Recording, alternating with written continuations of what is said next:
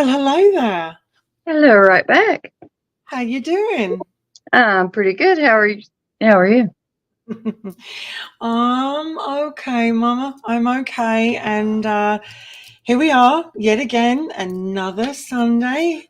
And we are just a teensy-weensy bit late because yet again, StreamYard ruined all our sound quality and we had to all go out and come back in. Sorry, guys, if we're running a bit late. Just want to welcome everybody in the chat room, which I know poor Val actually can't see, but just want to wish everybody. I actually can. I figured a way. I've got my tablet. Yes, she can see. I can see. I can see it. Want to welcome everybody that's in the chat room. Welcome to Wicked Women. It's Sunday. It's 10 o'clock in the UK, just past.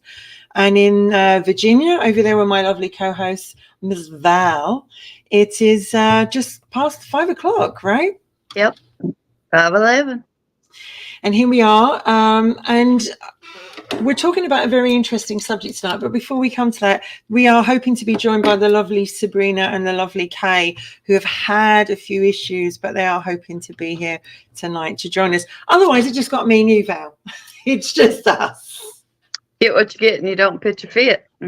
Yeah, so it's just us. So we're talking about an interesting subject because we talked about this the other day. This week was Groundhog Day, February the 2nd. And I was saying that in the UK, the satellite channel was showing the movie Groundhog Day over and over again. And I said to you, doesn't it feel like sometimes our life is in Groundhog Day? It feels like we're repeating the same patterns. Oh, hello, Penny. It's my sister. It feels like we're repeating the same patterns. It feels like we are dating the same people. We are in that spiral of when is this going to end? Some people say, well, you can just change your life like that. It's not always easy, not always possible.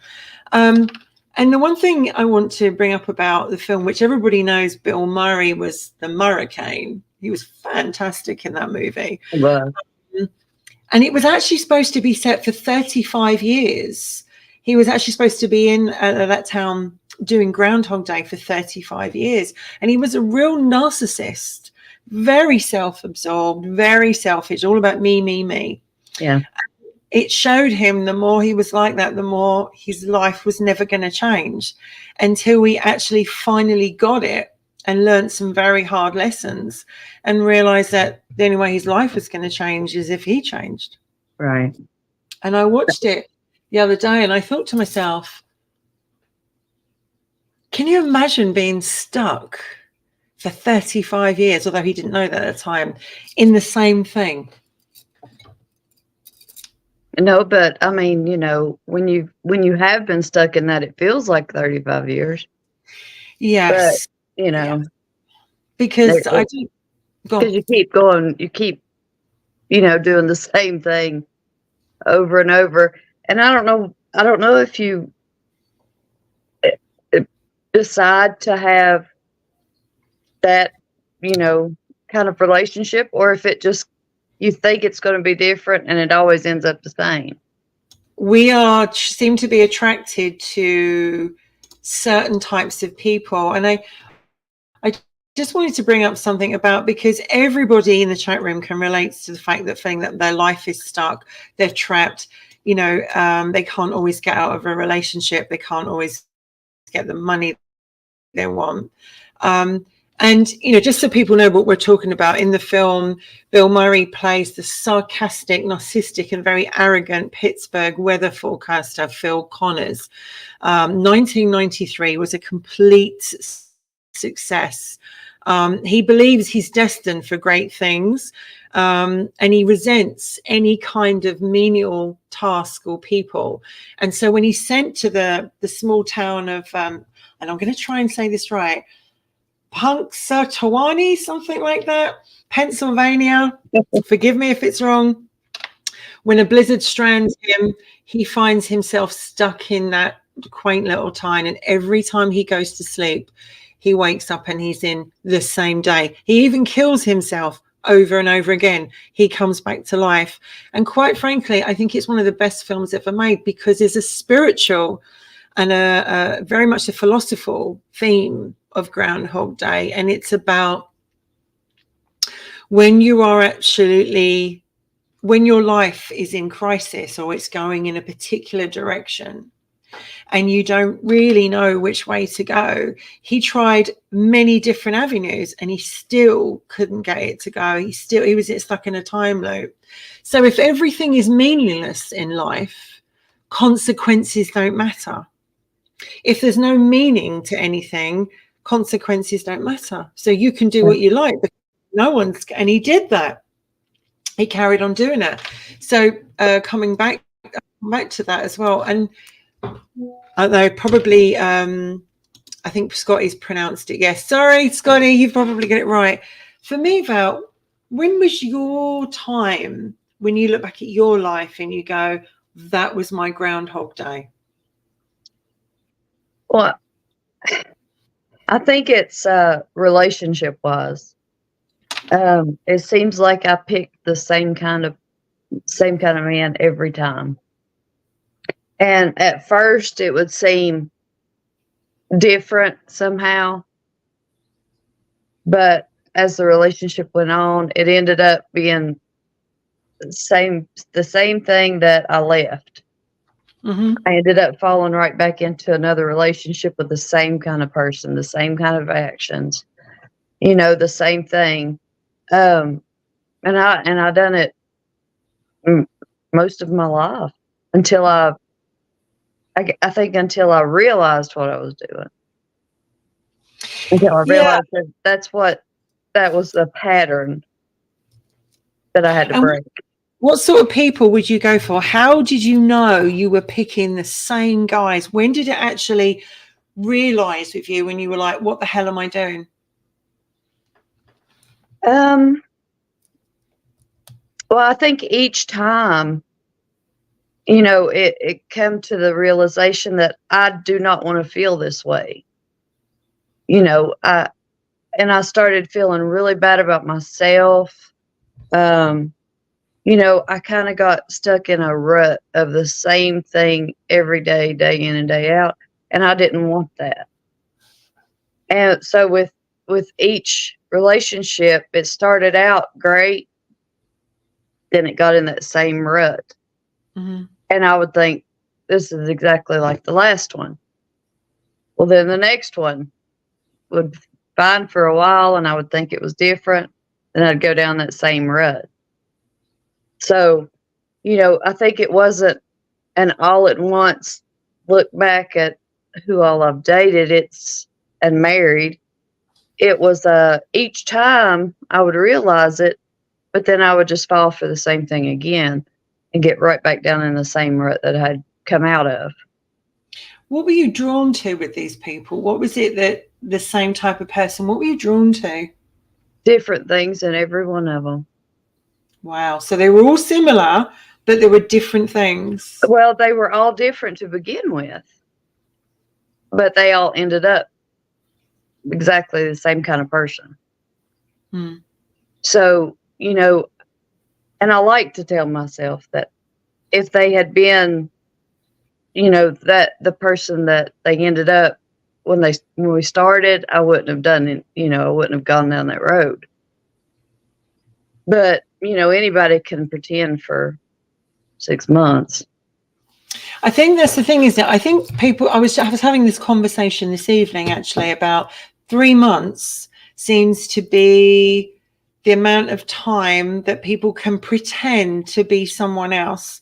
They can keep the pretense up for that. And after about 3 months, they start to show the real side. And you give them the benefit of the doubt, perhaps, when they first start showing you. And then you're like, hang on a minute, this feels like deja vu. I think for me, one of the groundhogs where relationships are concerned is picking, and I had this conversation with Scotty about it as well quite a few weeks ago, actually, is picking men who are not committed type, or they just, they just don't have the staying power. as in the fact they want all the highs and lows of the highs of a relationship, but they don't want all the lows. And I think you're right that after a period of time, what are we doing that's unconsciously making us pick? And I think we have, in our unconsciousness, we have a type of person that we are drawn to. For me, it was always the tall, dark, swarthy men. But they also had to have that. There was a glimmer in the eye. There was just that something I couldn't, put my finger on. And over the years, I think, well, I try a different person, or I try a different type of people, and ended up still going down the same road. Yeah. Keith says it was about 3 to 4 months in my last relationship. Absolutely. It always seems to be around that time. January, good to have you here. I can absolutely relate to what Val is saying. My turning point was when I realized I was making excuses for bad behavior. Yeah. How many of us can put our hands up and go, we make excuses for bad behavior? Yeah. Because we do. But I think one reason we make excuses for it is because we don't want people to know that we fell for it again. Yeah. So it's kind of embarrassing to admit that. Well, in my case, it was embarrassing to think I fell for the same crap that I have been fussing about. It does get a bit embarrassing, doesn't it? It does get to a point when you feel like, oh my God, it sounds like that Britney Spears song, Oops, I've done it again, Yeah. And I actually think as well, because, I have health issues, which I was talking about on Scotty's show this afternoon, his Sunday show. And sometimes my life has felt like I'm in Groundhog Day, because it's like, here I go again with health issues. Here I'm going in the same pattern. Am I ever going to get out of this? And sometimes, sort of like I was having this call, I've been chatting about this subject with a few people today. And one of them said to me, well, you've got to change your mindset. You've got to change your mindset. You've got to just go, let's just do this. Let's just change. But sometimes you can't always do that. If you have ill health, and you can't push your body beyond that point. Yeah. You're in a marriage where you can't just leave straight away because there are finances and children. Or if, as I said, if it comes to, yes, Scotty, I'm going to bring this point up. And then if you marry them, the embarrassment is exponential. Oh, yes, we've been there. I have been there, done that. And the thing is, but when people say, you just have to change, a lot of times we think we've changed because we found someone who's not the same. But in the end, they turn out to be the same. So, they may not have showed the same signs to begin with, but eventually you start looking and seeing parallels in all of the relationships. But I also think in our lives can feel like a Groundhog Day. I'm unhappy. I'm not happy in this relationship. I'm not happy in this career. I'm not happy with the money that I'm not making. I don't feel I fit and belong here anymore. And people can just say, well, just pack your bags. I mean, I did that. I actually went and lived in Canada for a couple of years, and I absolutely loved it. And I really think I found myself. Unfortunately, I had to come back to the United Kingdom, where life just went down a very, very familiar road and has stayed there in some ways. And I think also the very much the culture we're in right now in our lives after COVID and everything else that's come along, money's tight. People have had their freedom restricted. We've lost a lot of people. People have seen each other turn on each other, different politics, to have this or to not have this, shall we do this or shall we not do that? People have come at each other. So I think that our lives I speak to so many people and they say, I'm fed up with my life, I want to change it. And it's, or I'm in a marriage, I've tried to change it so many times. I've tried to spice it up. I've done the counseling, I've done the talking, I've tried the date nights, you Yeah. know, all kinds of jigginess. It's just not working. And I think there has to come a time in every area of our life, we have to look at it, Val, and make that decision and go, right, this isn't working now. I've got to change me and myself and my life. Right. Because, you know, no matter how much you want to change somebody else, you're never going to change somebody else. No. They have to change themselves. You're not going to be able to. And Yeah. I can't count how many times I think maybe I can, you know, me being here will change it, or, you know, what if I go back, he'll be different, or, and it always, you know, it always kicked me in the butt. So I just forget trying to do that. So I finally gave that up. I mean, when you say, when we said about if everything is meaningless, then consequences don't matter. I think in everything in life, there is consequences. And if you think in the movie, he went to gluttony, he went to rob a bank, he tricked women into having sex. The list was on and on and on. He did everything. It was all selfish. It was all hedonism, trying to fill the void of meaningless that he had inside himself. You know, if I do this, this will take the pain away. If I do this, this will fill the void in me. When actually the void, he had to take a look at himself and go, actually, the only person who can fill that void is myself. Right. And he even attempted suicide countless times in the movies. And he was like, next morning, I Got You, Babe was playing, and he was back there again. And also, it wasn't till he started to see what what he was doing to other people's lives, and actually, if he changed that, the difference he made, did he start to turn a different cycle? For instance, when the old gentleman, the tramp, would ask for money, or, you know, he tried to save his life and over again. And I think that's where we have to look inside ourselves, and we have to say to ourselves, this isn't working for me anymore. Maybe I'm my own worst enemy here. Yeah. Maybe, and I speak from personal experience in my own life right now. I'm not the happiest bunny I could be. Yeah. And it's not just one area of my life, it's quite a few areas. And I feel like I'm on a roundabout, and there's a big crossroads, and it's got different signs.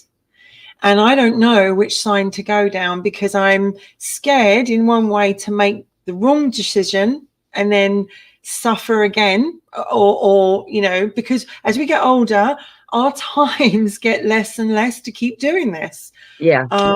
So you have to make a very good decision of, what am I going to do?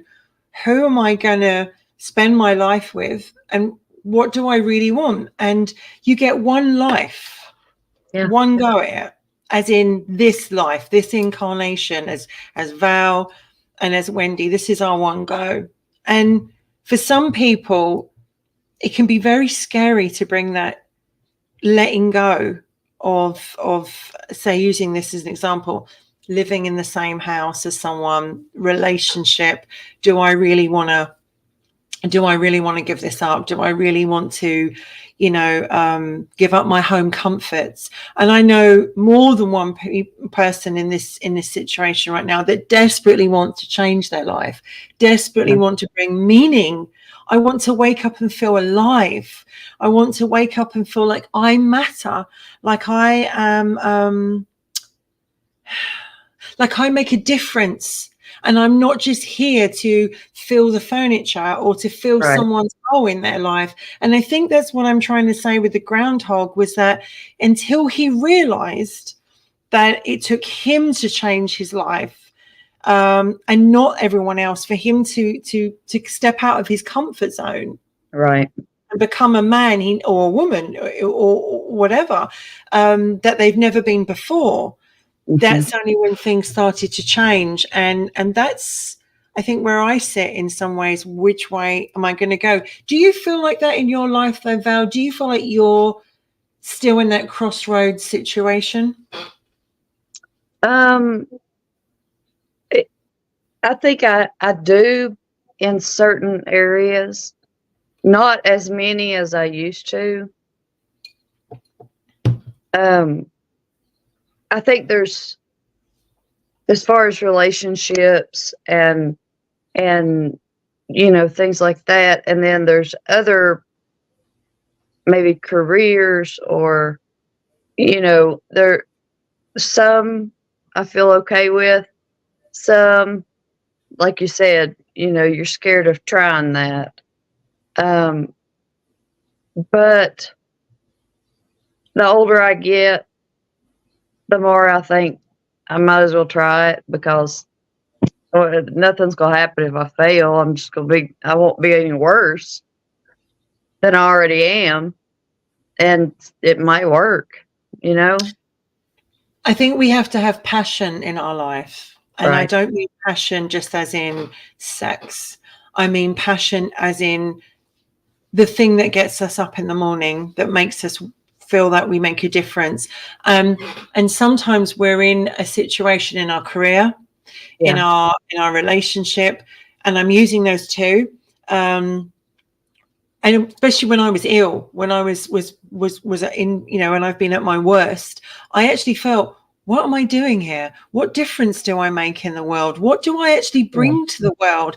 And my mum would always say to me, you know what, Wendy, your time will come, your time will be out there, you will make a difference. And you just keep thinking, well, when is it going to happen? Because it feels like I'm treading water again and again. And oh, I've done this again. And oh, this has happened again. And you reach a point where you can give up. You can actually start to give up and go, I've Now just given, I have done that. and you feel depressed and Yes. low. And you feel like, because we all, as human beings, we all have a spirit and we all have passion.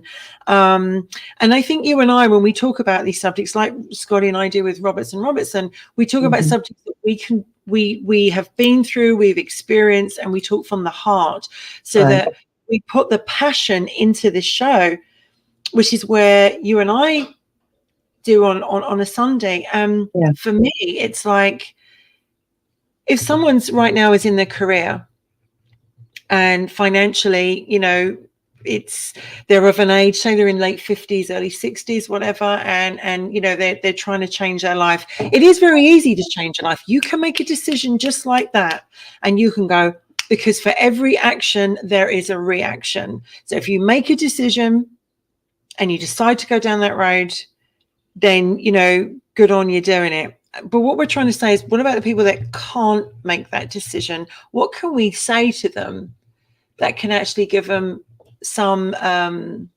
pep to do it? So, because it's very, especially if you're in it coming out of a long career in the same job, or a long relationship like a marriage.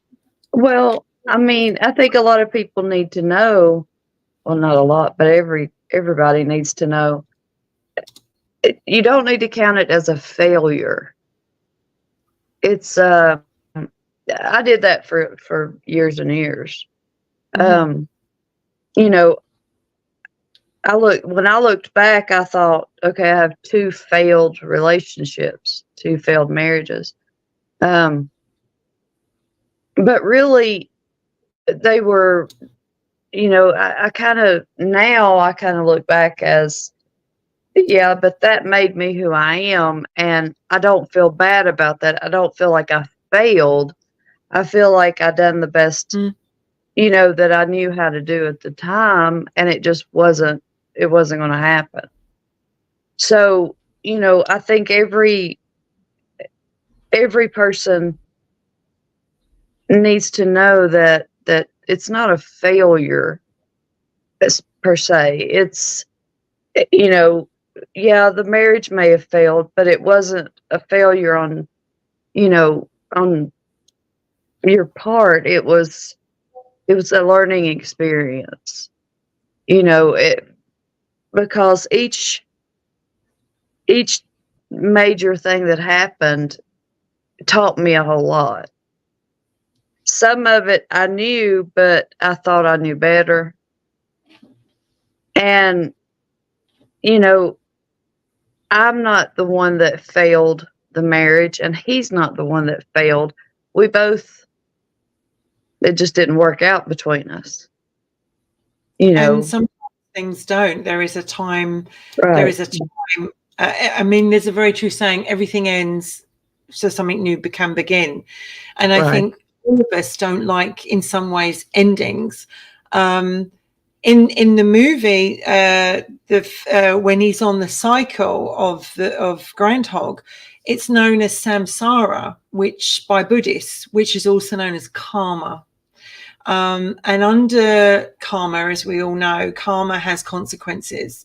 For every action, there is a reaction. If you make a decision and that choice changes your reality, what kind of reality is it going to take you to? And you could be stuck into a reality that you, I think, is wonderful and is brilliant, but also is one that could be negative as well. So cause right, and effect. And the thing about karma is that it knows where every one of us is, and it will, and it has in my life, and I'm sure it has in your life. It comes and finds us, and it knocks on the door, and it says, did you really think I'd forgotten you? Did you really think I hadn't forgotten where you live? right. And I think that you can't have a new beginning without ending. And I know for me, I never wanted, when a relationship was ending and coming to the end, and nobody wants to stay in a relationship that's dying, because it's a really horrible feeling seeing it slowly drip, drip, drip, drip. I've been in it. I've done it. It's awful. And you just feel like you get Mhm. up in the mornings and you feel like, oh my God, this is, another one. And Lisa puts a really good point when she says, because we were raised being told you stick it out, you stay together no matter what. You get married once and that's that. Absolutely. We come from not so much the generation now, Val, No. but our generation was told that.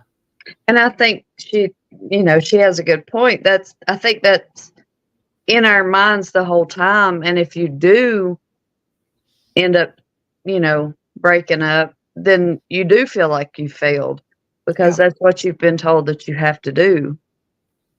But, you know, I finally came to understand that no, I didn't have to go through that.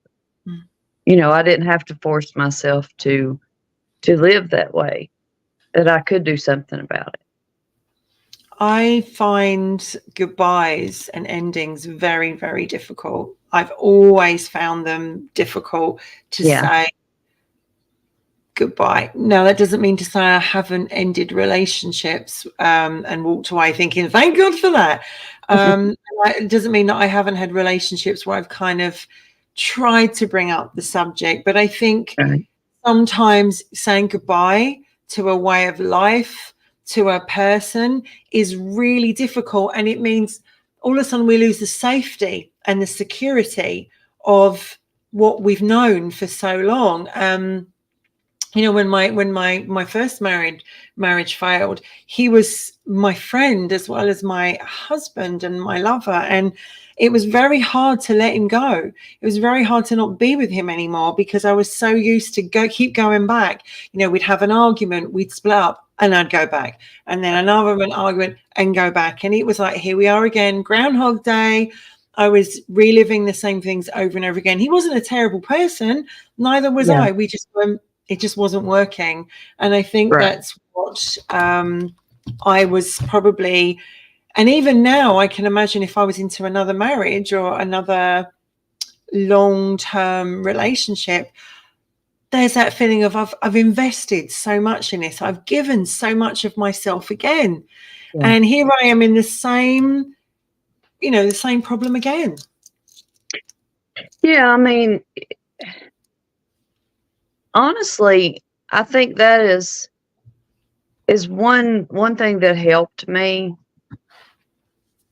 because, you know, when you keep going back and keep going back, eventually you come to that stage where you're like, you know what, it's just not worth it. Mm. I'm done. And I think each time you leave and go back, you lose just a little bit. You lose the trust, you lose a little bit of love for them, you lose a little bit each time. And with me, yeah, I did go back, and I would leave and go back because in my mind I wanted so badly for it to work. But still I lost a little bit. Eventually I ran out, and that was it. I didn't have any more, and I just said, I'm done. I'm not coming back anymore because there's nothing left. There's no reason for me to come back. If you changed today, it wouldn't matter. The other thing when we talk about a groundhog feeling is reincarnation, because some people could feel that when you reincarnate, you are coming back down again, and we're going to do it all over again.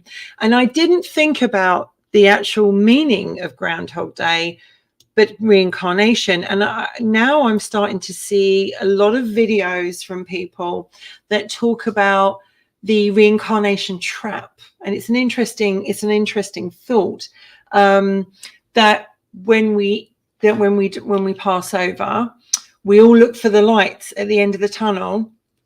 And instead of looking behind us, we're looking forward at the light at the end of the tunnel. And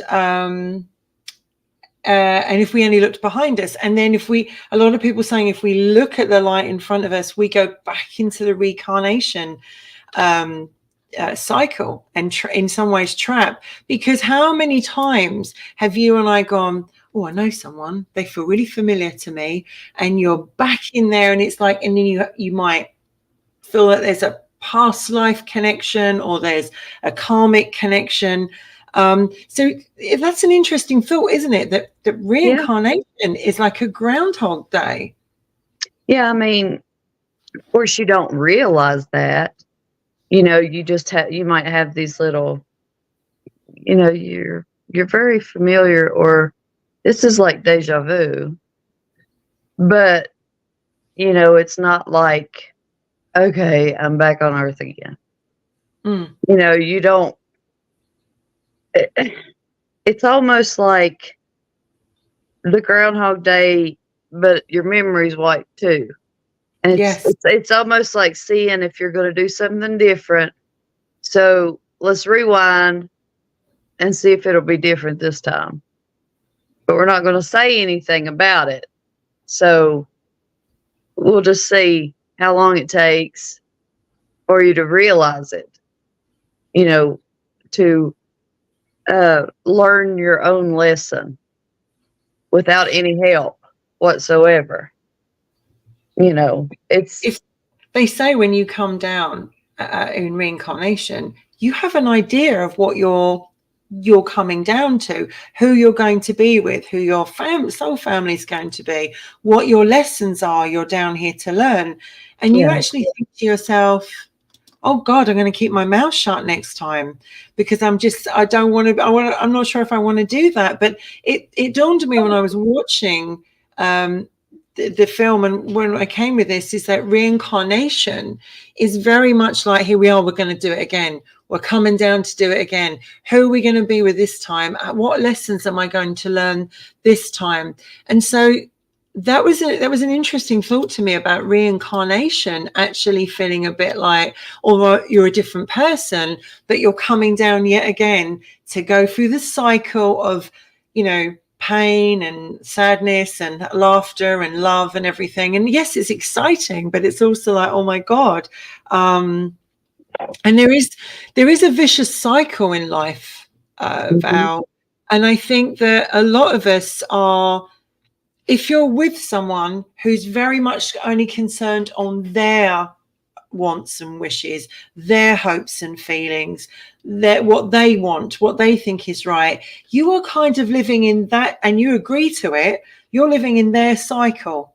You're going along with them. It's not speaking your truth and coming. And sometimes we're frightened to do that, aren't we? Because we're frightened to lose them or push things. Well, I think for myself, for a long time, I wouldn't do what I knew I had to do because I was so afraid that I wouldn't find anybody else, Mm-hmm.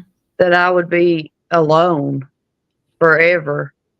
And that was like my worst fear for the longest time. And once I kind of forced myself to just be like, you know what, I don't even want anybody else right now. Mm. It come to that point. Then when I didn't have anybody, I learned I'm okay. I'm okay by myself. And that's where everything changed. See, Lisa comes up with this good point when she says, "Oh, are we destined to be alone?" This is a question I have asked. I had this conversation with, my two besties, and I said to them, "Do you think we're going to be alone? Do you think perhaps we're meant to be alone on this? Maybe we're meant to, as we get older, there's a peace we find in ourselves, Yeah. and we're happy in our own company. And there's nothing wrong with being on your own. There's nothing wrong with it whatsoever. No.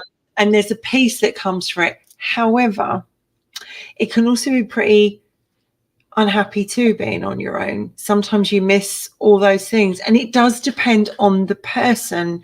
So I think it's like you have to come to that point on the merry-go-round where you have to look at things and go, take every moment as a completely new experience. Right. So for instance, whatever comes your way, be it relationship breakup, new relationship, new career, moving home, etc., take it as a new experience and enjoy it as it is. And I also think as well, if you remember when we look about love, sometimes love can make us selfish, and I hate saying that, but it's actually really, really true. Love can make us selfish.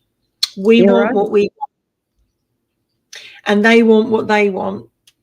And sometimes if you truly love someone, there's two sayings that I always love: if you love someone, let them go, and if they're meant to be yours, they come back. But the other one is, if you truly love someone, you want what's right, you want what's the best for them.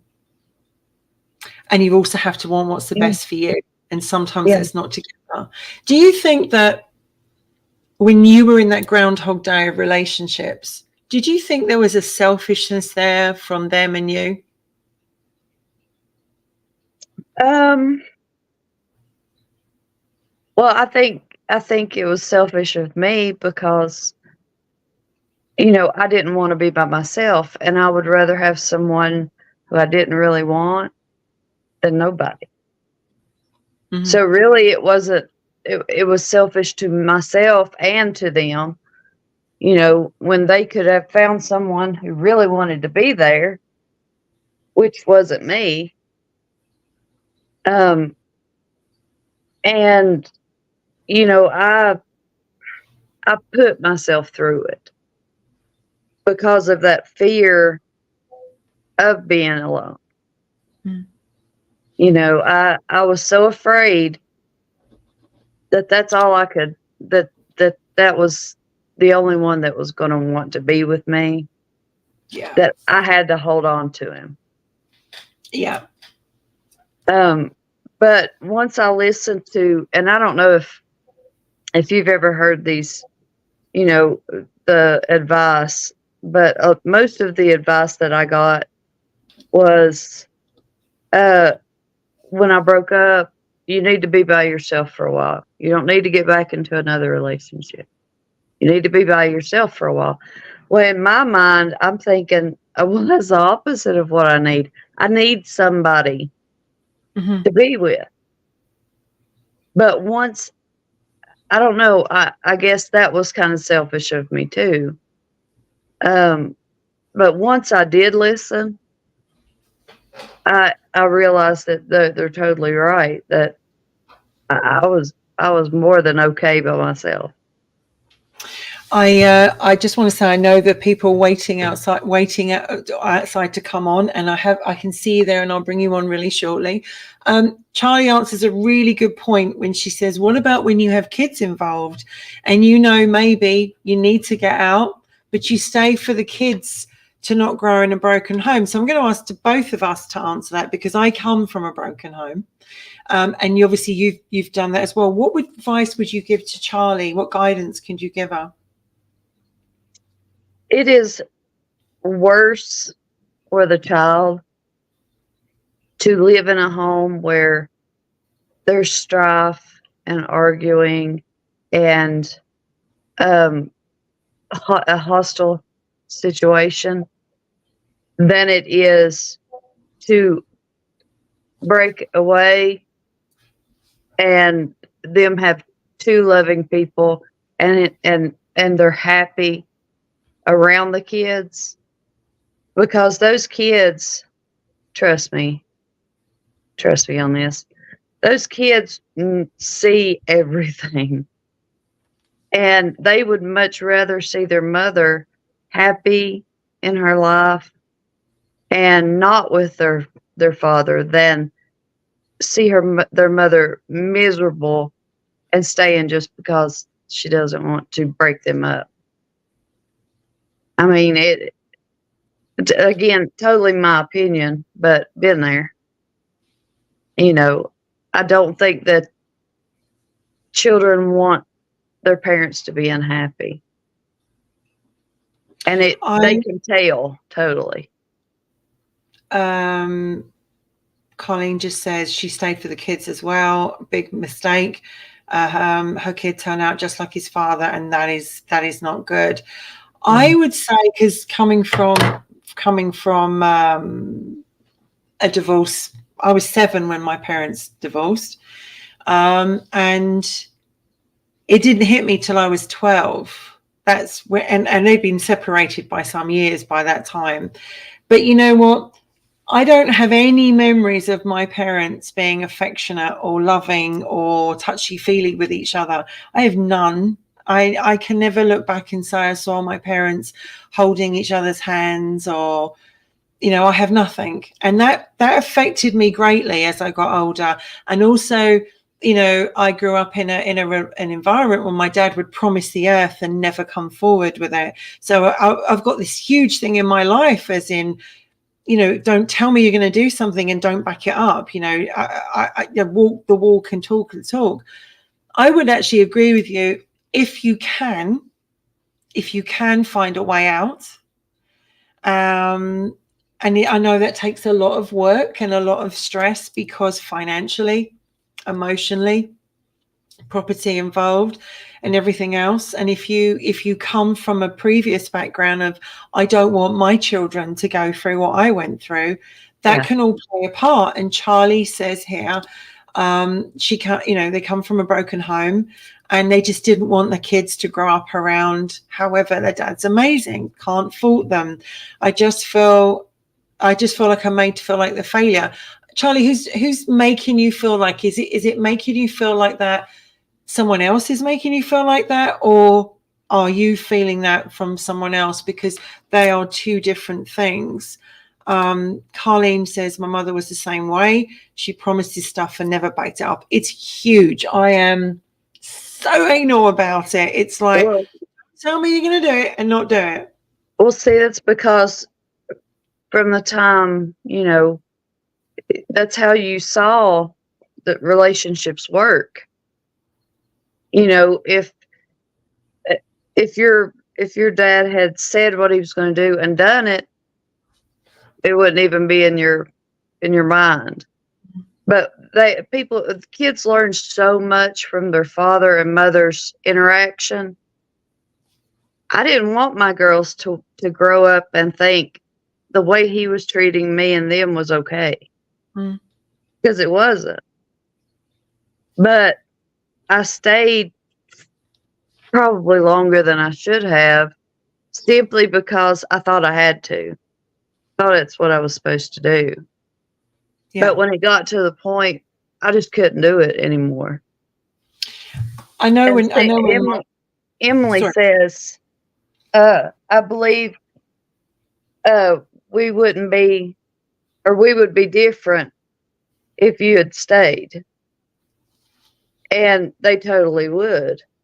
I mean, and they might be married to someone who treats them exactly the same way because they think that's normal.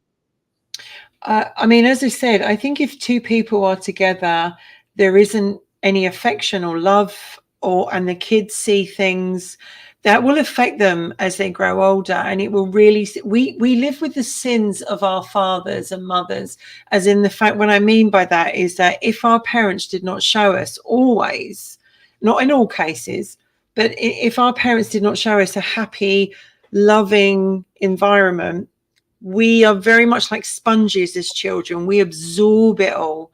This is how relationships are supposed to be, or this is how relationships are not supposed to be. I don't want this. I don't want to feel it. I never wanted to marry anyone like my father. And still to this day, even, in my later years, I don't want that still. It's still that fear of like, oh my God, you're like my dad. And that, but that just shows you how deep it goes. Yeah, 100%. I've watched videos of kids, smaller kids, raising their voices, hitting, biting, and all this against their mother or their father, but not the other one. One or the other. And I think it's because they've observed one or the other doing that to each other, and they think it's normal. They think it's okay. And, because most kids don't just do that without seeing it somewhere. Absolutely. So, you really have to think about the children as far as, I know she said something about, staying together for the kids, but you're not doing them any favors because they're seeing how not to be. You want them to have a healthy marriage. If yours is not healthy, and that's their class in it. I often wonder, apart from, I have this conversation with Scotty that apart from my first marriage, I don't regret any of them because they made me who I am today. But I think I seem to, after my first marriage, ended, I wouldn't say failed, it ended. I seem to have gone down a dark path of actually almost punishing myself for my marriage ending. Like, I deserve this. I deserve to have this terrible relationship because I've let a really good man go, or I let a good relationship go. And I think sometimes our parents' marriage play with, they play with our heads. And I just want to come to this point where Barbara says her parents were never abusive to each other or her sisters. I know Sandra says parents would have been around for 74 years if they'd still been alive, which is a wonderful, wonderful era. Lisa says, I needed her and she couldn't be there because she was so wrapped up in saving her marriage because she fed up being alone. Michael writes, the abuse can come from either parent. Sometimes the dad needs to take the kids and get out. Absolutely. A lot of dads don't get the support. It's on both sides. And Carlene says, definitely didn't do my son any favors. He's abusive just like his father. I mean, my brother can come along on that road, and certainly turned out like my father in many different ways. The thing is, I think relationships are one of the things in life we get stuck on. Yeah. The record gets stuck on it. The groove gets stuck. In our career, we can change that. We can go, do you know what? I'm going to get another job. I'm just going to get another job, and I'm going to like look for it best I can. But yet again, there's still that predicament of, am I going to make this much money? Can I put food on the table? And Yeah. and if you're not bringing enough money in, you might feel inadequate in your home life or your family life. You might feel, because I'm not bringing this in, but you're having to do I want to say, hamster wheel job or a hamster wheel career that you may enjoy or once enjoy, but now it's like I'm having to do this because I have to bring that money in, but actually it's not making me feel alive. Right. And if I leave that job, if I give up that money, then they're not going to be happy and we're not going to have enough money. Sometimes we are trapped and we want to run away. And I know last week I had an episode, a day where I just wanted to run away. And if I could have packed my bag, if I'd had the money for a ticket, I would have booked a ticket anywhere and got the hell out. Yeah. Because I just don't. Sometimes I wake up and I just think, is this my life? And it's hard. But as one thing I'm very on about with us, we're very open, we're very honest. Right. And I'm very much in that way in some of my life right now, as in I want to run away because my life doesn't bring me as much satisfaction as I want it to. And so I've got to make some very big decisions in my life, but with them comes consequences. Well, I mean, I think to a degree we all do that. You know, I know I've sat here many times and thought, you know, really, this is it. This is all I'm going to do with my life. This is going to be what people remember. There's so much more that I do want to do. Mm-hmm. Scared to death to do it. Don't know how to do it. You know, there's so many obstacles that I could sit here and I get depressed thinking, I don't know how to do that. Mm-hmm. I couldn't do that because, you know, this or that. When honestly, like I said before, who cares? If it fails, it fails. What if it doesn't? Absolutely. Absolutely. There is that side to it. I mean, I know of people that have made massive leaps in their career and their personal life. Absolutely. Made the right decision by taking that choice.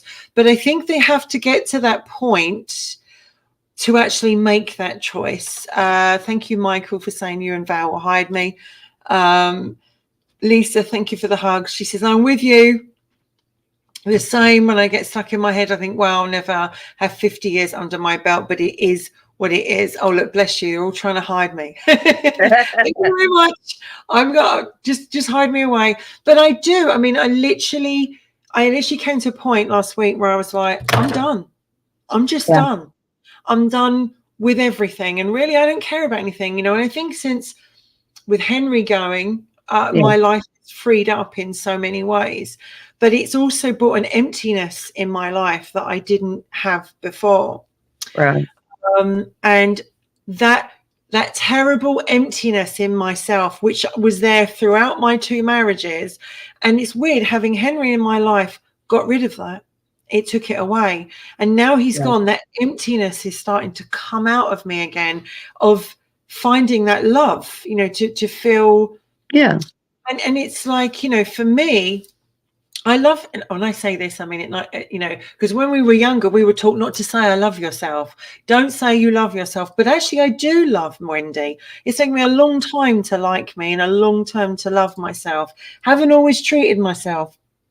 Haven't always treated fairly myself. Right.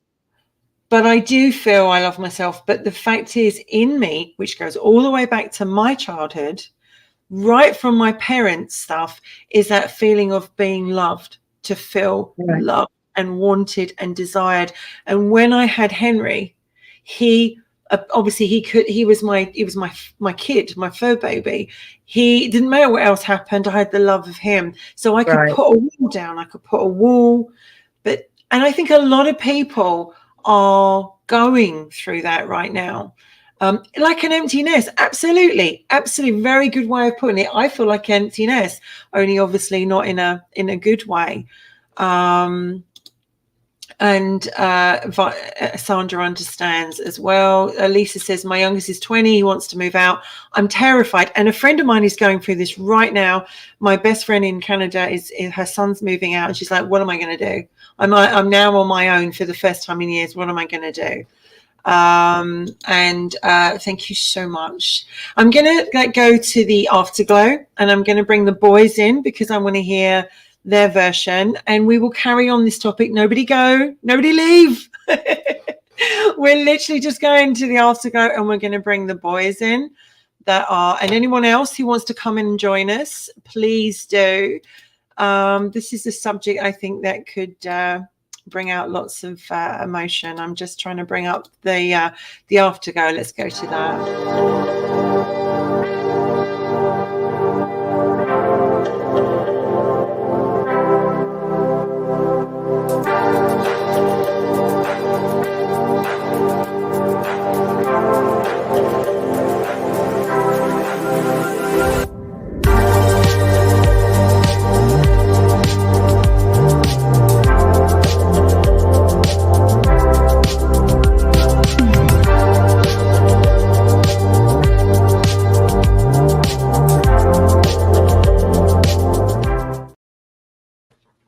And we're back.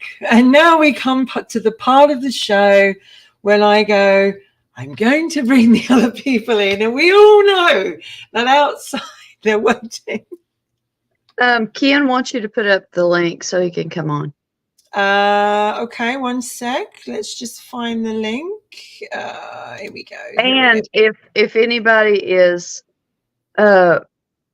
doubting me making the right choice, for my girls, Fairy Cowgirl is my daughter.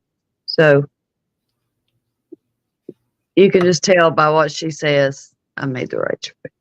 She's lovely, and you should be very proud of your mum and daughter. I'm going to bring in gentlemen. Which one to bring in first? I have to bring in, obviously, Mr. Wicked himself. I'm going to bring in Michael in, who's been saying, hello, sweetie. How are you, honey? Like I said, as always, y'all look very lovely. I've been sitting there taking notes. I run my pen out of ink and had to refill it.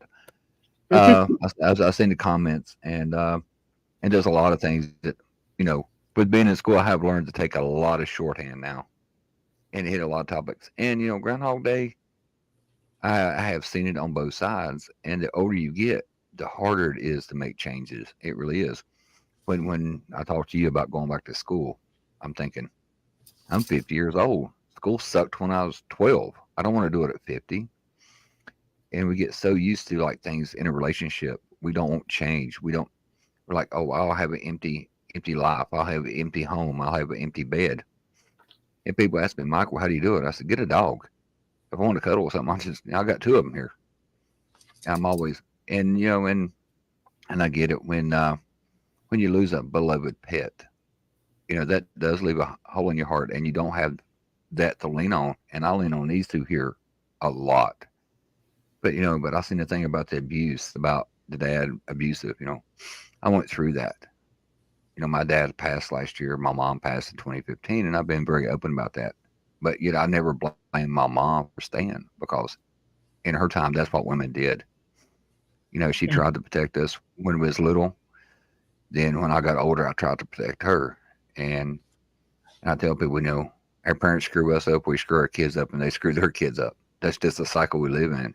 And the other day, my son, we took over the farm, and he spends more time here with me. And he's like, Dad, your house is so quiet. It is so anti, drama or whatever. I said, it's by design.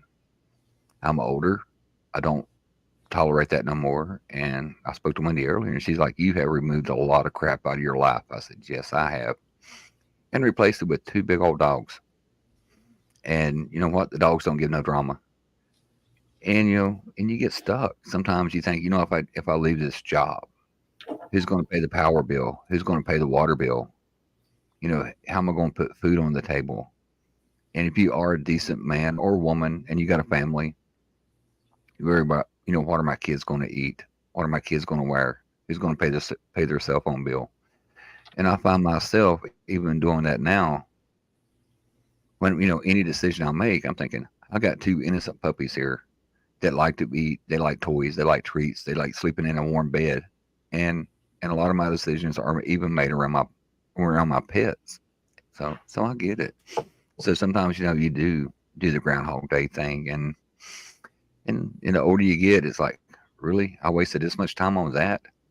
But if it was that easy just to make a decision and say, look, enough's enough, and I got stuck in that a couple times, I'm like, do I really want to leave and roll out?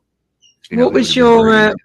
what was your Groundhog Day? Can you give us an example? One of your Groundhog Days? Well, the last one I was with, she drank whatever, but it was my home, and I refused to leave my home and my stuff.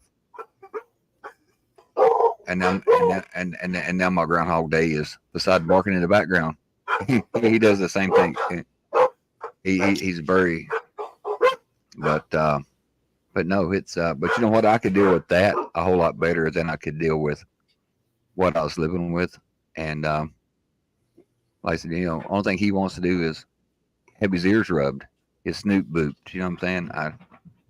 So your last relationship was your Groundhog Day. Oh, yeah. And like I said, and I told her it was over. I moved on and took on a new girlfriend and worked out of town all the time. And she wouldn't leave. Every time I come home, she was there. She was like bad money. Couldn't get rid of her. And but what it was, she didn't want me, but she didn't want to give up the income stream that I had. But she'd try to sabotage it on every chance she got. So some things Do just you? So you're saying, like, in case in that situation, she didn't want you, but she didn't want anyone else to have you, and she didn't want to lose their life. Yeah. So they put up with the Yeah. situation, Yeah. even if it's miserable for the both of you. Yeah. Money will make people hang it in. Oh, I never made it. Oh, when things get tough for me, Yeah. I think that something that's what I miss with Henry. When I used to take him for a walk, and it would clear my head to think. And even now, it's not the same just walking on my own. I'm going to bring in the other gentleman. That there's two of them waiting, and they're both as lovely as each other, and and I can see them both grinning down there. But I'm going to bring the second one in because I want to bring the boys in. And this is obviously my podcaster hubby. Hello. Hey, how are you? Hey, Scotty. How you doing, Michael? How you Pretty good. doing? Hang in Hey, there, Val. bud. Scotty? I'm doing all right. You've been watching backstage, and I have. what's your take, and what's your Groundhog Day? Oh boy, I had a lot of takes on a lot of things you had to say, and there's things I don't talk about much in public, and you're privy to most of them. And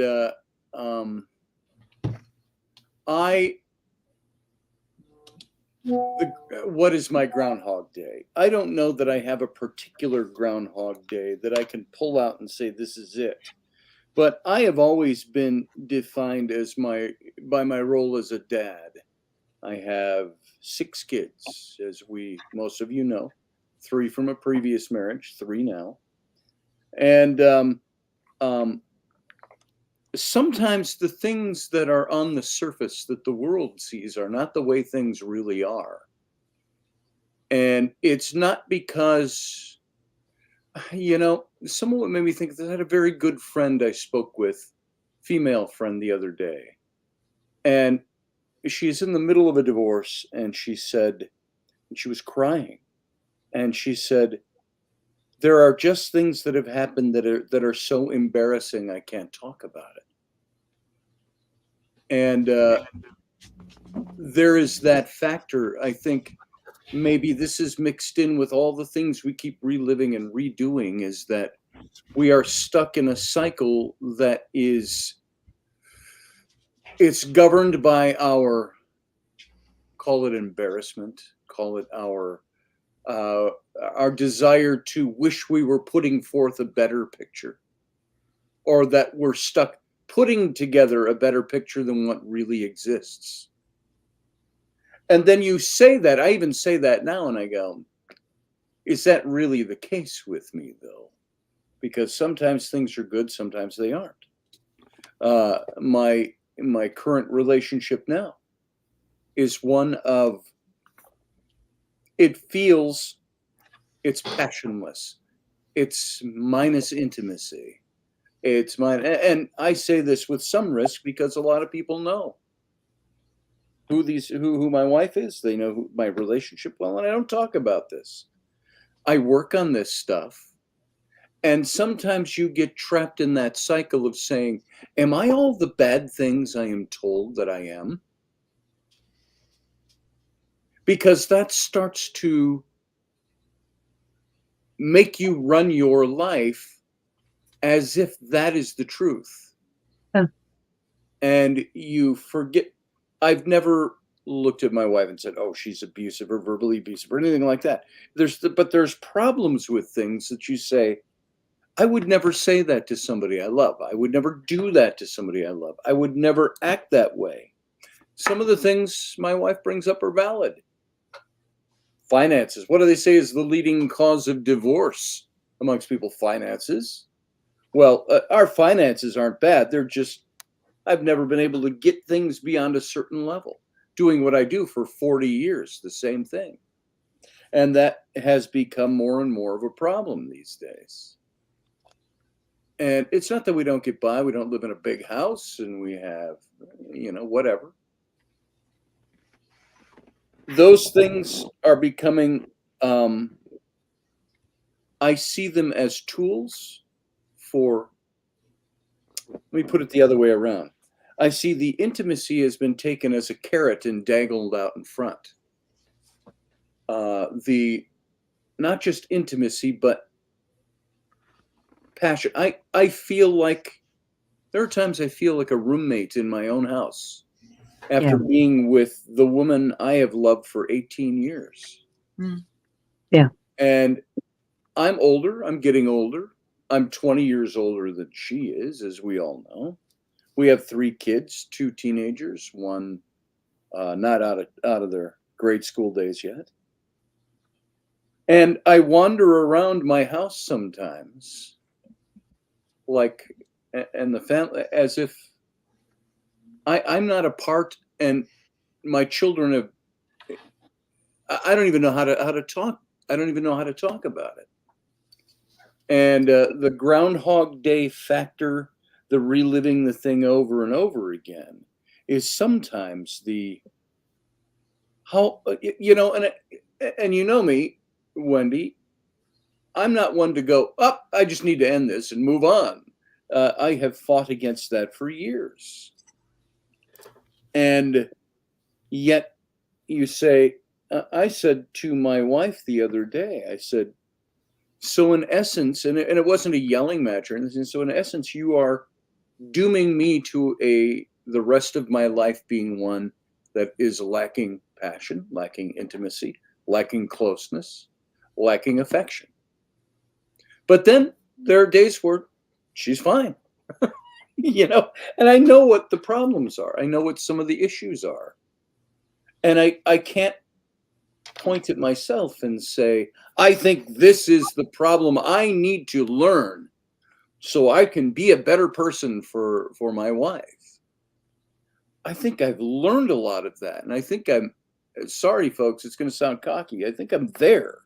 I think I've discovered things many times over. Can I improve certain things that my wife wants improved? No, but those aren't character flaws.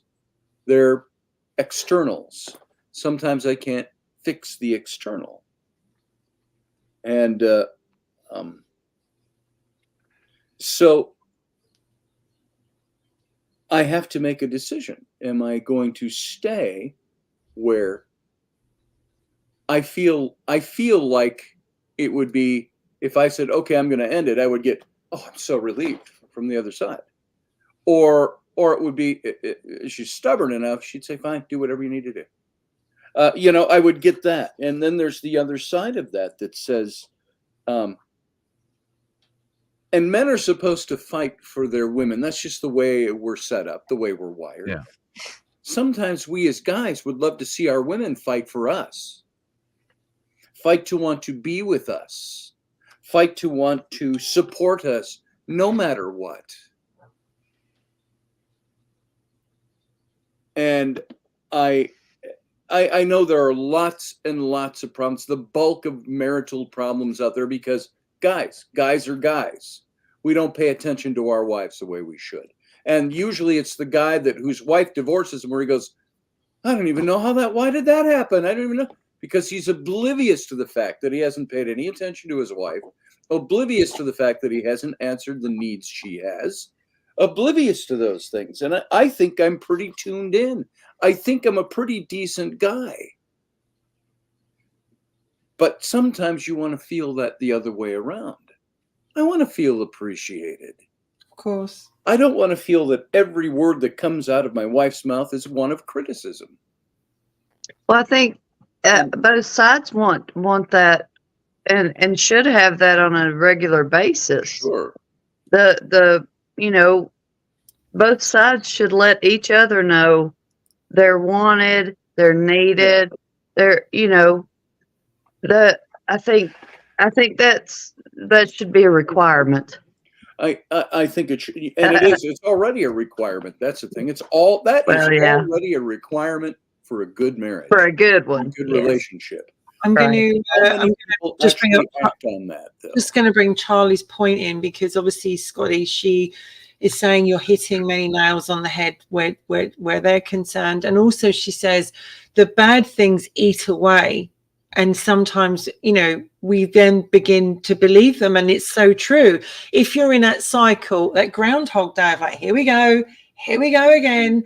And we're going in there again. You start to then go, well, is it me?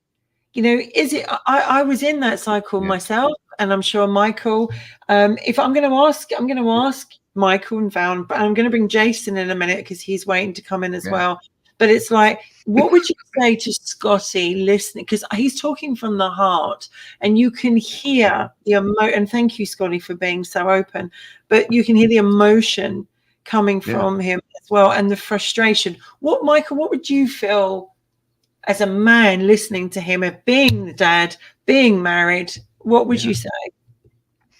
When I was with my last, she was a lot younger, and it was around about the same age gap. And, and the finances, I was blessed we didn't have no children together, or that would have been a whole nother issue that would have had been worked out. But a lot of times, men suppress their emotion as they say, well, this is just how shit is. One, you got to look at it as assets. You got to look at it as finances. Can I financially afford to break this marriage contract, because there's going to be repercussions and consequences financially, basically for the rest of your life. And, and it is hard. And a lot of times men don't get enough credit for the things they do. Do we listen to our wife all the time? I've been accused before. I had one tell me, well, damn, you wouldn't even know if the house is burning down. Probably not. And like JP's covered before, with my background in the Army, when I come home, I wanted to offload all of that responsibility and just sit there and have a bourbon and Coke and watch some TV. I didn't want to be in control no more. And like I said, and it is hard. And and I had the same thing every day. Oh, you're a piece of shit. Your truck's a piece of shit. Your tool's a piece of shit. You'll never make nothing. But yet she wouldn't go nowhere, because this piece of shit was paying all the bills and was making 6 figures a year. And and I finally told her, I said, look, I got a girlfriend. I want a divorce. I really didn't want you out of my fucking house. Did she go anywhere? No, because of the income stream. But yet I was garbage. She didn't want me. She didn't want nobody else to have me. So it's really hard. And a lot of times women withhold affection. They withhold sex as a punishment to prove a point. And they wonder why you go find the lady down the street. You know what I'm saying? It's like, and there's a joke. It's like, hey, you can't run next door and say, hey, my wife won't give me any. Can I borrow some of yours? If you did that one time, next thing you know, you're the adulterer. You're all wrong. And nobody ever looks at the fact that that it's really cruel. I'm not saying that a woman should be available for a husband 24/7 whenever he clears his throat. I'm not saying that. But, I hear these people say, oh, I get it 3 times a year. Valentine's Day, my birthday, and, a day of her choice.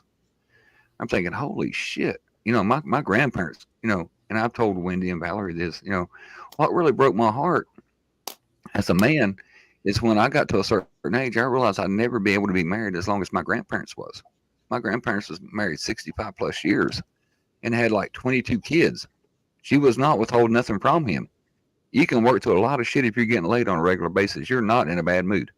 And I will tell you on that point, Michael, I've said to my wife, I said, maybe you see what you interpret as me not being as motivated on certain things. I'm just using that as an example. I said, maybe that would be totally different if if I didn't feel as if there was nothing else there, that there was nothing coming this way. I will tell you, and I don't want to, part of this, I don't want to embarrass my wife in any of this either. I don't think you're being disrespectful, though. I'm I not don't. trying to be disrespectful. No. But I will tell you, and she's got some physical things going on. She's not cancers or anything, but she's got things going on and anxieties and things like that. I get that and I understand it. But I will say this much.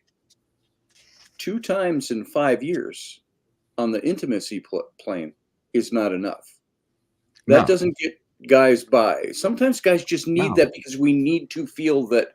But women are the same. Like women are the same. Don't forget, I was married for 6 years, and we only ever had it on our wedding anniversary. And if I wanted to get intimate elsewhere, it was a pat on the hand and like later.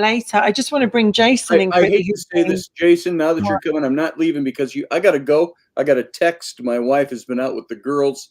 She texted me very happily and said, "Hey, we're coming home. Build a fire. We're going to do hot dogs and marshmallows." So there's that. Before you go, Scotty. So I got to go out and do that because they're on their way right now. So Scotty, before you go, all I have to say about everything you said is you may not feel like it, but you deserve someone to treat you the way you treat them. Well, I believe that. And I would love for my wife to know that.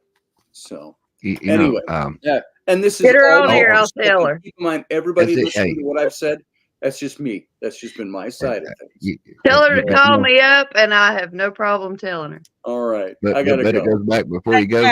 Thank you. See you, wifey. See you, Michael. See you, Valerie. I love JP. Talk soon. Jason, I'm going to bring you in and I know you've muted a moment. Just 3 things I'm going to say. Plain, yellow, and chicken.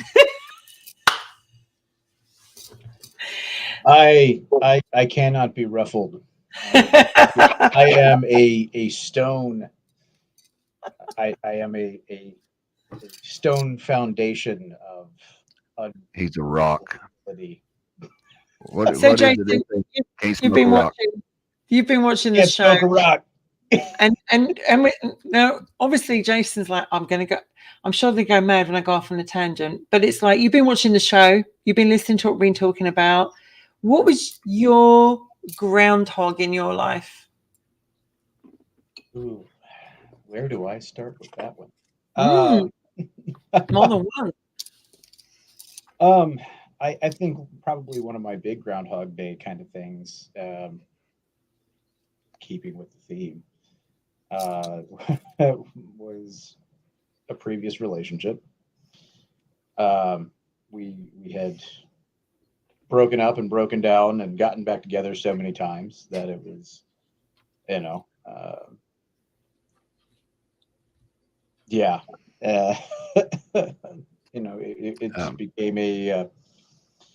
it became one of those things where finally I kind of was like, I can't do this. I can't allow myself to keep going through this. And I understood in that relationship that there were some aspects of it that could not be, when it came to her, that could not be controlled or fixed or things like that. She suffered from borderline personality disorder. Now, every day of the week. Okay, cool. Sometimes, yeah.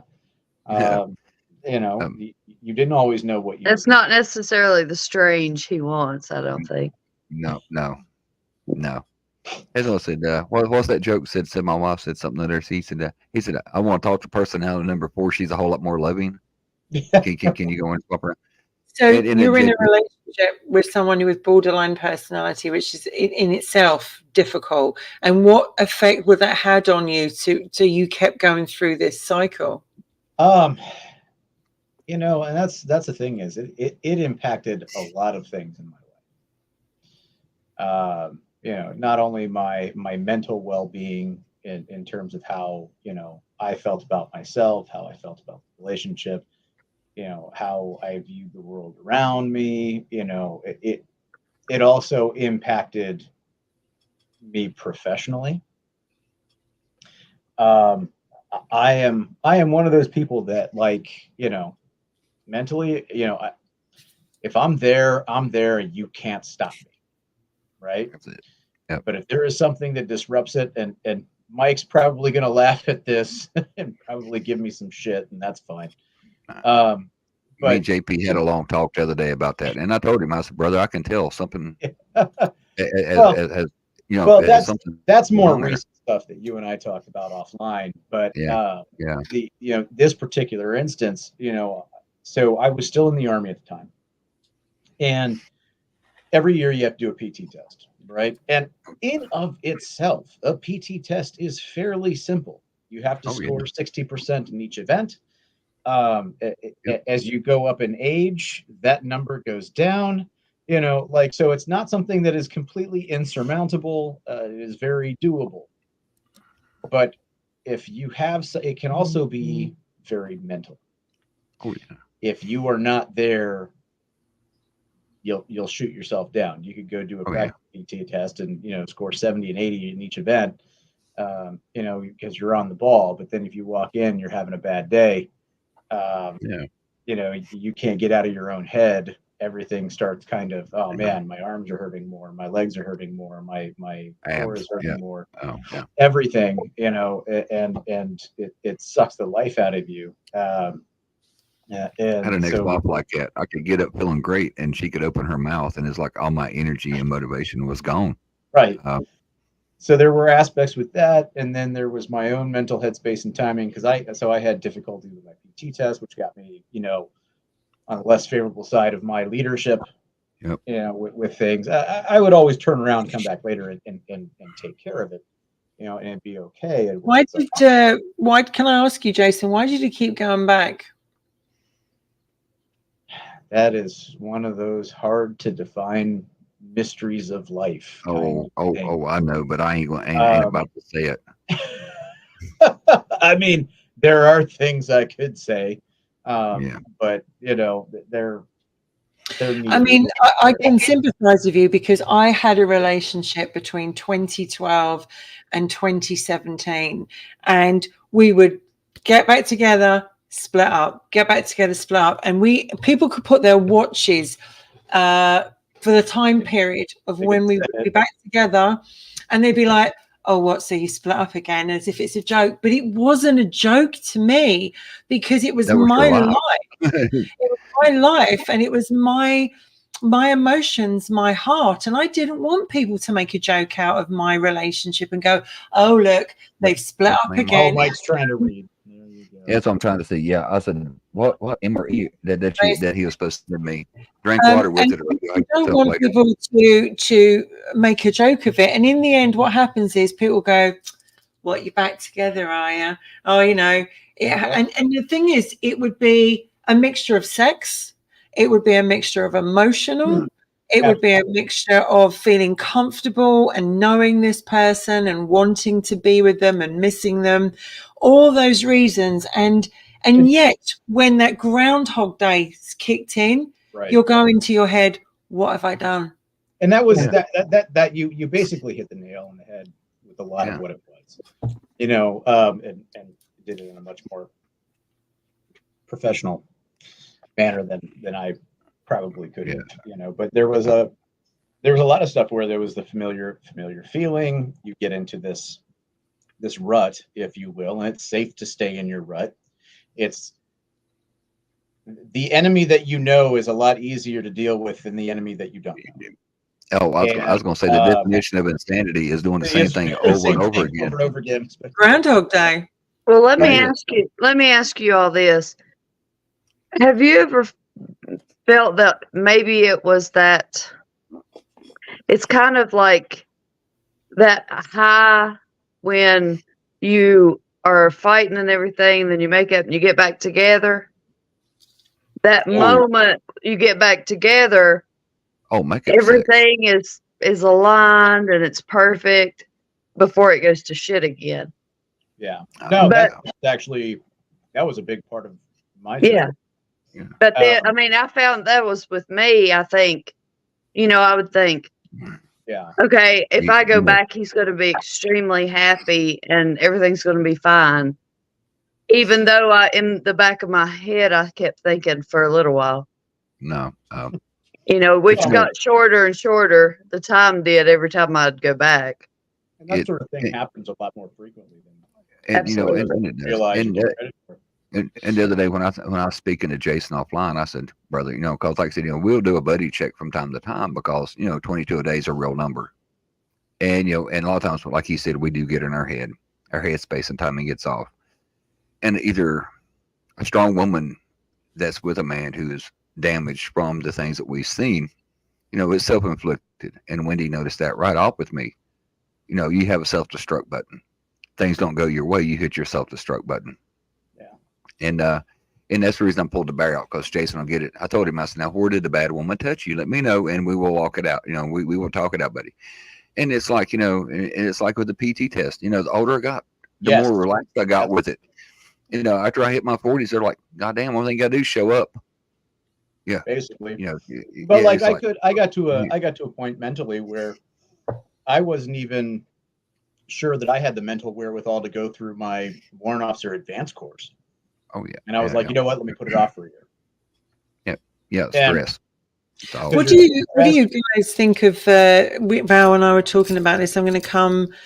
We talked about Groundhog Day as in the cycle of karma that goes over and over and over and over and over again until we go, enough is enough, and we stop it, or something comes along to make it stop. And in that particular relationship where I was concerned, he made that decision to finally end that relationship. And but I remember thinking, I can't get out of this. I could, but I don't want to, but I do want to, but I don't want to. And I was in my own head, absolutely in my own head with it. And when we were talking about the Groundhog Day and the reason why he actually falls in love, lust, I should say, with, Rita.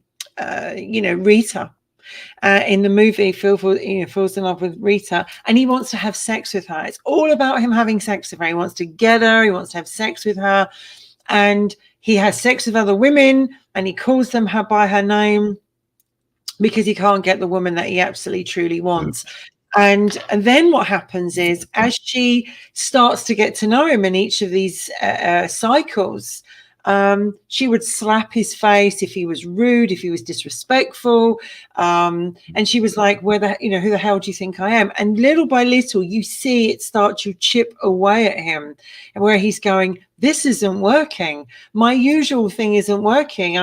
Whatever I'm saying is not working. Whatever I'm doing is not working.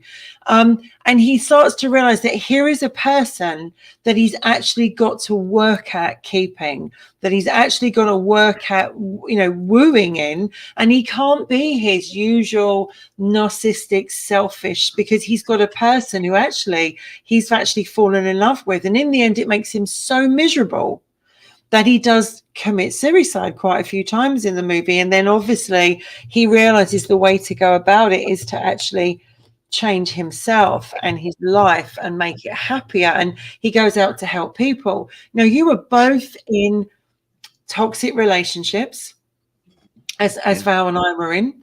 And Val and I will come to ours, but it's like, what was Michael, come to you first. What was your turning point? Why is it you? And I ask you to be honest and why is it you didn't change that and just get out? Why did you not get out? What was stopping you from doing it? Like I said, we covered this before. It was my home and my stuff in the home, and I figured if anybody was leaving, it wasn't going to be me. I had drew my line in this, and Jason can contest to this. You don't truly own ground until you put boots on the ground, and that was my ground. I had put boots there. I'd been there for a long time, and I was not going to just give up my home, and I did everything in my power. Like I said, even with a girlfriend, most women would have been like, "Look, he's done with me." He works out of town 5 days a week. She's with him. I'm not. I need to leave. But like I said, she didn't want me. The only thing she wanted was the income stream. She didn't want to have to go out and get a real job, pay rent, pay the light bill, pay the cable bill, and everything comes with it. And, what have you learned? What have you learned from that cycle? Get a dog. Get a dog. And not be in a relationship again? No. Like I said, at the end of the day, I had to work on me. I get it when Valerie said, if you can't live with yourself, how the hell can somebody else live with you? Yeah. And, and like I said, and it's been a while. And everybody's like, oh, who do you sit down and watch TV with? The dog. Who do you go with or ride in the truck with? The dog. Who steals all the covers at night when you're freezing to death? The dog. And like I said, well, people who see me, like Jason said, offline, they said they're a very different personality than what's out here. But a lot of people sees me, interact with the two dogs I have here, and they are my fur-legged fur babies. They are. And can I ask you that? Because I just to play, I understand because I was in that same position. Yeah. Is it not a safe way? What you're doing is staying safe and not going out there again and taking that chance because Absolutely. Staying with the dogs, it's like they can't, like I was with Henry, they can't hurt me, they can't break my heart easily apart from when I lose them. Is it like your protection against falling in love again? Absolutely. And if I leave and go to the store and are gone longer than what I expected, they're happy to see me when I get home. You don't get the 500 questions. Where you been? What you been doing? Who you been doing? What are you doing? I know those questions well. You know what I'm saying? Just because and it's like yesterday, I picked Michael Allen up and I was headed back toward the house and I run into somebody. We got things going on the farm. Haven't spoke to the old guy in a while. Next thing you know, 2 hours has passed because, these old guys, they farm, they build, they like to talk.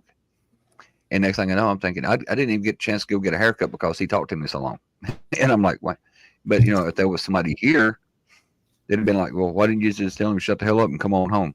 But to throw thing on that again, it's like you have learned a lot about your life and your experience. Oh, yeah. You're a different person. Wouldn't you absolutely change because obviously it's about changing Groundhog Day. It's like literally about taking steps to change. Would you not? You wouldn't put yourself back in that position with someone else. You could find someone who's absolutely, completely different and enhance your life. And it's like, has that cycle, that karma, stopped you from absolutely going and taking that chance again? A lot of times, and I've talked to you and Valerie about, I've been accused of being jaded. I was like, I don't think it's jaded. I've just been educated the hard way. And it's not being jaded. It's just, and I have learned to spot red flags from a mile away. They said, what do you think? I said, I think I'm going to go home and eat macaroni and cheese with the dog and watch YouTube. And it's like, no. And it's like, they're like, well, it ain't no fun. I was like, absolutely fun. Watch whatever the hell I want. She never complains. Side and lays at my feet. She's on his bone. There's actually a fear or an insecurity there of. More she went there, didn't she? No, I wouldn't say fear, insecurity. I just know what I want. And when I find it, I'm willing to take that chance. It's going to be a calculated risk. Because if a man gets married anymore, it's like I was telling Scotty, if you end up with kids, after you get a certain age, the income is not as steady as what it used to be. And, Lord help, if you got 3 young kids, that's going to be a boat anchor around your neck to the day you die. Yeah. And I hate to say it like that, that sounds harsh and sounds like an asshole, but You got financial responsibilities. Yeah, and I've seen this with my soldiers. They come in and they're like, "I married old girl." Okay, how long you knowed her? 2 weeks. And you look at them like, Jesus Christ, dude. Next thing you Private, know, the stripper does not love you. and they buy a Camaro at 38% interest. And it's like, and you look at them because you're older and you're thinking, but on the same hand, you're going home putting up with a toxic wife yourself, and you already know. They said the only way to make E7 is have 3 divorces and 2 bankruptcies.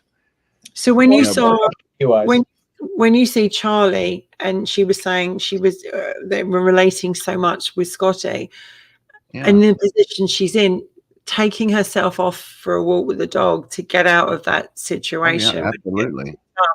It seems that, one thing that when I looked at Groundhog Day and we talked about it, career, relationship, did you ever just want to, and Jason, I'm going to come to you now, did you ever just want to run away from your situation and not ever be found? Did you just want to flee? How did it make you feel? Tactful retreat. We don't run. We make a tactful withdrawal.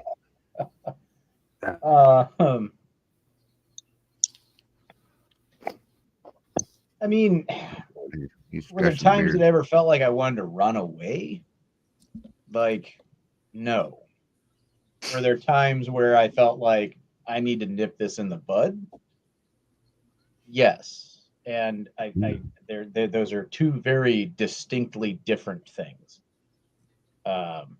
Running away is pulling out in fear and not facing any of your issues with it, and even if it is a level of self-preservation, every situation's different, right? But yeah, there is a difference between running away and putting your foot down and saying, no, I'm done with this. Yeah. I'm walking away.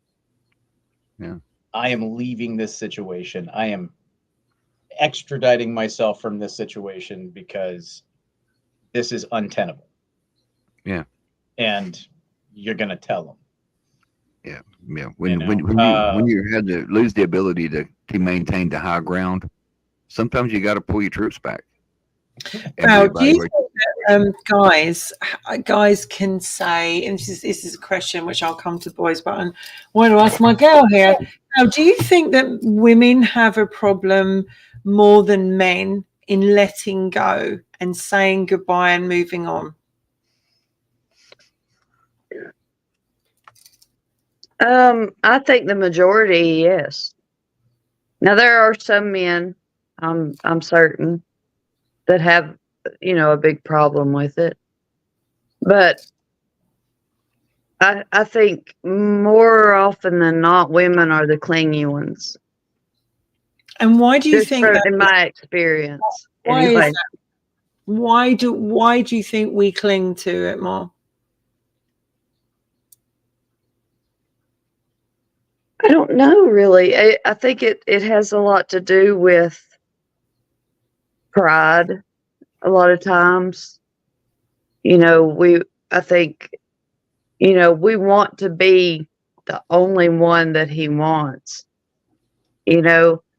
and when we're treated bad, we think, no, I'm changing this. We're going to, he's going to change for me. And it just, it doesn't work. So they tend to cling. Even when he's gone, they tend to the crazy ex-girlfriend it, because no, he's mine. You can't have him, even though he does not want anything to do with you. But in her mind, I can change you. I think there is that element with me when it was like, I do find it hard to say goodbye. I do find it hard to let something go, as in, but there have been times that I have done it and I have been the instigator in it and I have said goodbye. But I think there's also those things come to mind, as in, like, I'm in a position in my life.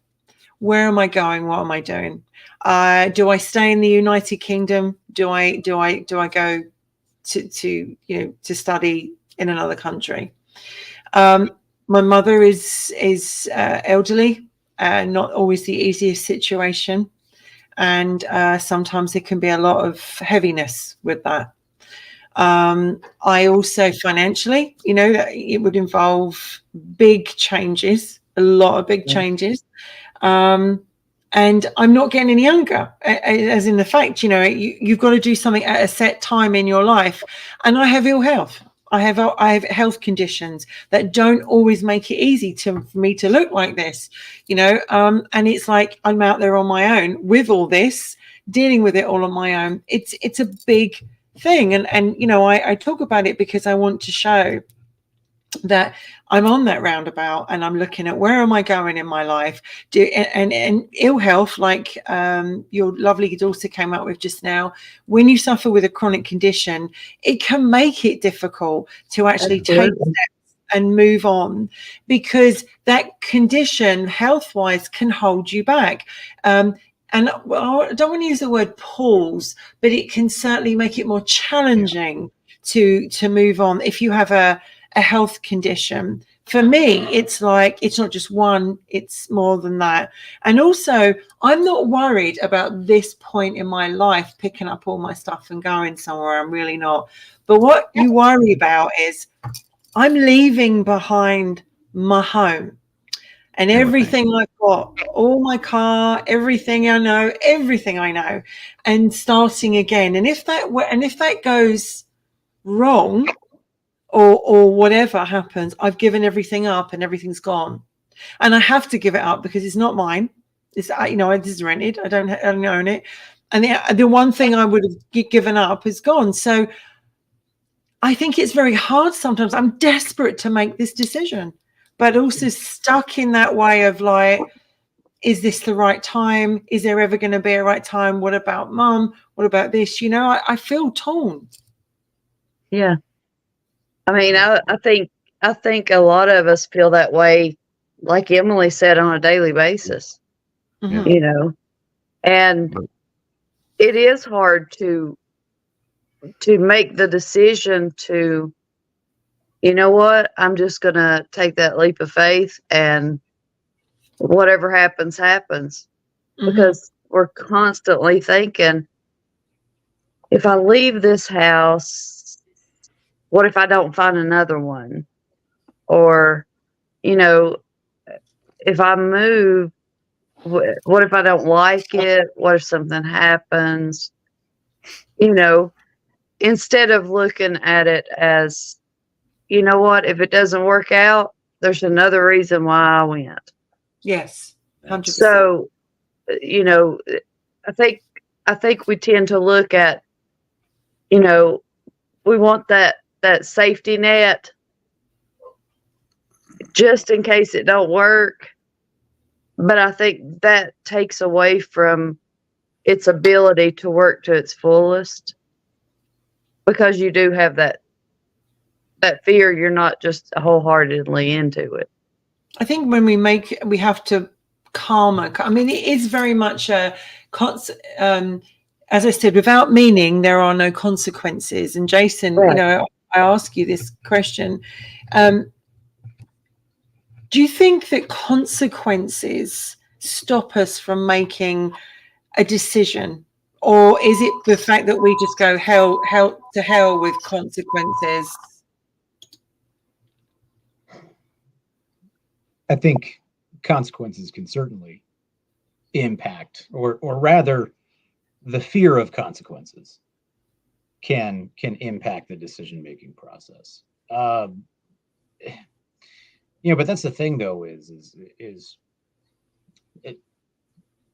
you don't know what's going to happen if you move. So it's a fear of the unknown, and it's a fear of the consequences of the unknown.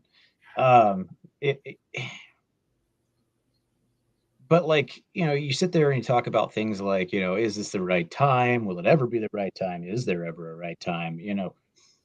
Perfection is the enemy of good enough.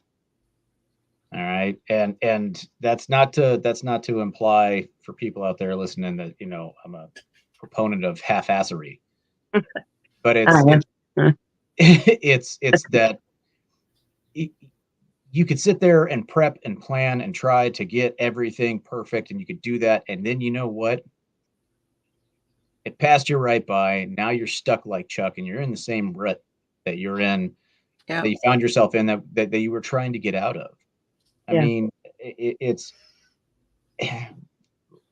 take one of those things and just look at it and be like, what's the absolute worst case scenario? Okay, I've got to start over. Okay, I've done this before. Like people tend to catastrophize. I do it myself. We all do it. We sit there and we catastrophize, and we get into this spiral thought pattern of these things. The key is breaking out of the routine of catastrophizing. And once you can figure out how to do that, then full speed ahead, because you're and I experience these things on a daily or weekly basis in my own current situation. Of, have I made the right choice? Is this really what I want to do? And there's a multitude of things that drive those thoughts, in terms of taking this position, in the St. Louis region, and going there from here in North Dakota, and it ranges from everything from unit loyalty and loving the organization that I work for, and the people in the organization, to and it sounds dumb, but my previous relationship and her son and things like that, because he's a good kid, and you hate to walk away from potentially being able to see somebody grow and develop, and hopefully maybe still have a positive influence on their life, but like take real stock of looking around, be like, okay, what was this actually going on? Let's look real hard in the mirror. All right, don't shy away from being like, okay, what's really making me think this? What's really making me have these concerns, these fears, preventing me from getting out of that karmic rut, that actual literal rut in life that you're in, whatever the case may be. And it's like, what do you have to lose? What do you really have to lose? I look around here and it's like, yeah, I have friends here, right? I have friends here. It's a good town. It's a good place. But if I walk away tomorrow and I go to where I'm going, to my new job, I'm not losing anything, because I have nothing to lose here. I have some connections. They're good connections, but you know what? I can still talk with them. I can still fly out and visit. I can still drive out and visit. I can still have them come visit me. There's all those things. You got to stop the catastrophizing. You have to just. So, okay, what advice would you give to, or guidance, I should say, to obviously Charlie, because who's going through this situation in her? You're a dad.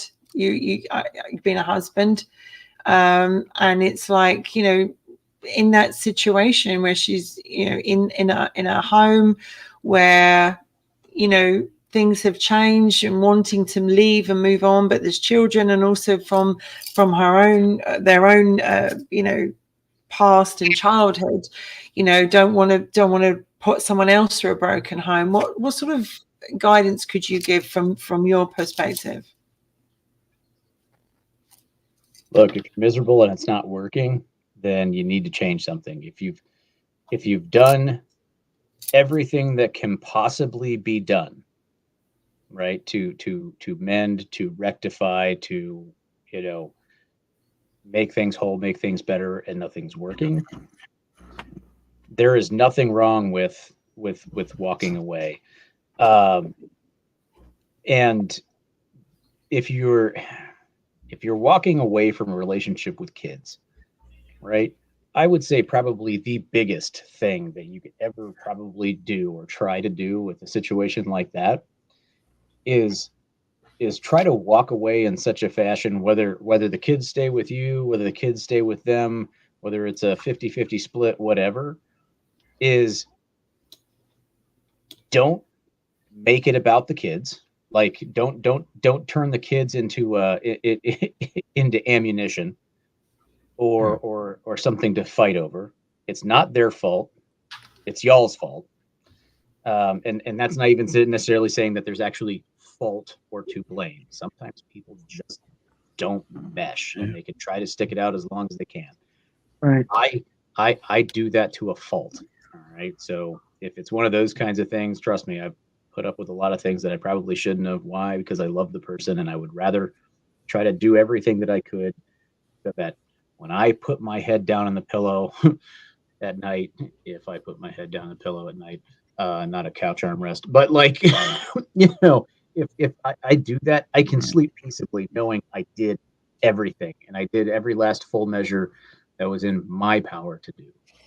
And then when dealing with the other person, be like, look, I'm not going to badmouth you to the kids. You shouldn't badmouth me to the kids, because this isn't about them. Don't make them collateral damage. And it's all about how you approach it. Now, obviously, some people out there, have all the maturity, emotional maturity of a 2-year-old their entire adult life. But, if people could just be more reasonable about things. I think it's also tough if they come from a background. Without giving so much away here, but it's like sometimes we feel like we're torn between a rock and a hard place. We desperately want our life to change, and we have 2 roads ahead of us, or potentially 3, and sometimes fear or financial, kids, etc. Sometimes there are also feelings of feeling hopelessness, suicidal, as in I don't know how much more I can take of this situation, but at the same time feeling frozen in that moment and not being able to. And I think my guidance, if I gave any, would be, you've got to find the strength for you, because you're the one that's going to have to make this decision. It would be, whether it's going to counseling, whether it's don't beat yourself up, because it takes 2 for a relationship really to work. And it's even if it starts to break down, it doesn't mean it's all on one side. It's normally more than one side, but even if it is more on one side, some things you can't control. And I think if you come from an abusive background, that abusive background is probably what's kicking in and stopping you from moving forward. Because when you come from an abusive background, when you've been abused, and we've all been in one way, an abusive relationship, whatever, you have to get past that, but you have to heal from that. And I wonder if where they are in this situation is, I'm frightened they're going to take my children from me. I'm frightened if I leave, I'm not in the right mental state to deal with this. I'm frightened if I don't leave, I'm not going to be in the right mental state to deal with this. I also feel as well very low opinionated about myself, very low in opinion. And sometimes when you've got a very low opinion of yourself and other people, then, like Scotty was saying, heaps more mental stuff on you and low opinion, you then become, well, I really am this sack of shit, or I really am this terrible person, or I really am unloved and unworthy. And sometimes it's easy to say to someone, and I'm not saying you have, but I'm just saying in general, it's easy to say to someone, just get out, change, whatever, make that decision. Sometimes you just can't. And I know where children are concerned, there can be a fear of losing the children, or losing, especially if you're seen to be you have mental health issues, or you have physical health issues. I think also there's a fear. There's not just this situation is not just straightforward. I think there's more going on internally to actually stop this from having the confidence to come forward. But I think what I'm trying to say is, what all of us are talking about here tonight, sometimes it can feel so low in your life. When I was in that abusive relationship, using that, and I couldn't break that cycle, I thought I was the worthless piece of crap, and I just wanted to go and lie in the traffic, and it would all be over. It would all be over. I wouldn't be an embarrassment anymore. I wouldn't be an embarrassment to my family. I wouldn't be an embarrassment to my friends. It would be, because I couldn't believe I had allowed myself to get into that position to become that actually happened to Wendy. So when you talk about your situation, Jason, and Michael and Val, we all talk about it. We've all been there when it's really low. We've been there. Mm-hmm. Yeah, Absolutely. Yeah. And you know, Yeah. when you're called something, well, many things, but when you're called a certain thing for years and years and years, and treated like that, you literally start thinking you are whatever you've been called. And for myself, it took me a long time after I did break away from that to start thinking of myself as anything other. Mm. You know, it took a long time to change the way I thought about myself and to get my self-esteem back, and to think, you know what, I wasn't like that when I went into the marriage. I was told that for 15 years, and when I came out of the marriage, I felt about that big. Like nobody else would ever love me. I wasn't worth anything, and it's because I had been told that, constant, and treated, not just told that, but treated that way. And it, I mean, it's almost like brainwashing. Very true saying that people show you how they feel about you by how they treat you, not just by what they say to you. They show you. And Michael, I'm sure you can get this. People show you how they feel about you by how they treat you. And in this situation, have you ever been in that position when you've been so low that you just couldn't? You couldn't get change in your change, and not just in a relationship. I mean, in your life. Oh yeah. Actually, situations can beat you down. Toxic leadership, toxic home life. It just beats you down, and they tire away so quick. What takes you forever to build back up. Like Valerie said, day in and day out, you're this, you're that, you're this, nobody's this, whatever. They go in with a wrecking ball. Instead of tearing it down brick by brick, they're knocking down walls, and you have to rebuild it brick by brick by brick. And some of the things Jason was talking about and Valerie a while ago, I was sitting here and it's rolling through my mind, how it works. About, women don't want to admit that they failed when they ignored all the red flags that this guy had. Oh, I'm going to be the one to fix him. All these other 400 women couldn't fix him. I'm going to be the one. I used to have a friend, if he didn't get his car keyed like once every 6 months and 4 flats, he wasn't living. Oh, Jason popped his eyes up. We've all got that one friend, and it's like, and I'm thinking, why are you doing it? You want to talk about Groundhog Day? It's about every 6 months I'm getting a phone call. Can you bring the jack in the truck and help me out? And there's some weird shit scrawled on the side of his car and a key. I told him, I said, at least find one that can spell next time, But like I said, and men, men sometimes have the same issue of letting women go. There's an incident where a guy walked in, and you said, well, I ain't gonna say it, but he unalived an ex-girlfriend because she had got remarried, and they hadn't been together in 5 years. Mm-hmm. He walked into a bingo hall. Valerie probably remembers. It was at the Moose Lodge, right, like going towards your house. I remember hearing about it. Yeah. He walked in front of everybody, and they hadn't been together in years. But quick as he found out that the possibility of them getting back together was no longer on the table, he took her out and ended up unaliving himself. And I I think guess some that people was, do find it very hard to let go and say goodbye. And actually, that's a very unhealthy way. it In is. some ways, very much a very unhealthy way to be, because it's toxic. Yeah. And Oh, yeah. you know, if someone doesn't want you, or it's broken down to a point where it's so miserable and so toxic, Yeah. you know, you have to get out. But Michael, what I'm trying to say is, if you've gone through, you know, you didn't come from a broken home, but you had an abusive background.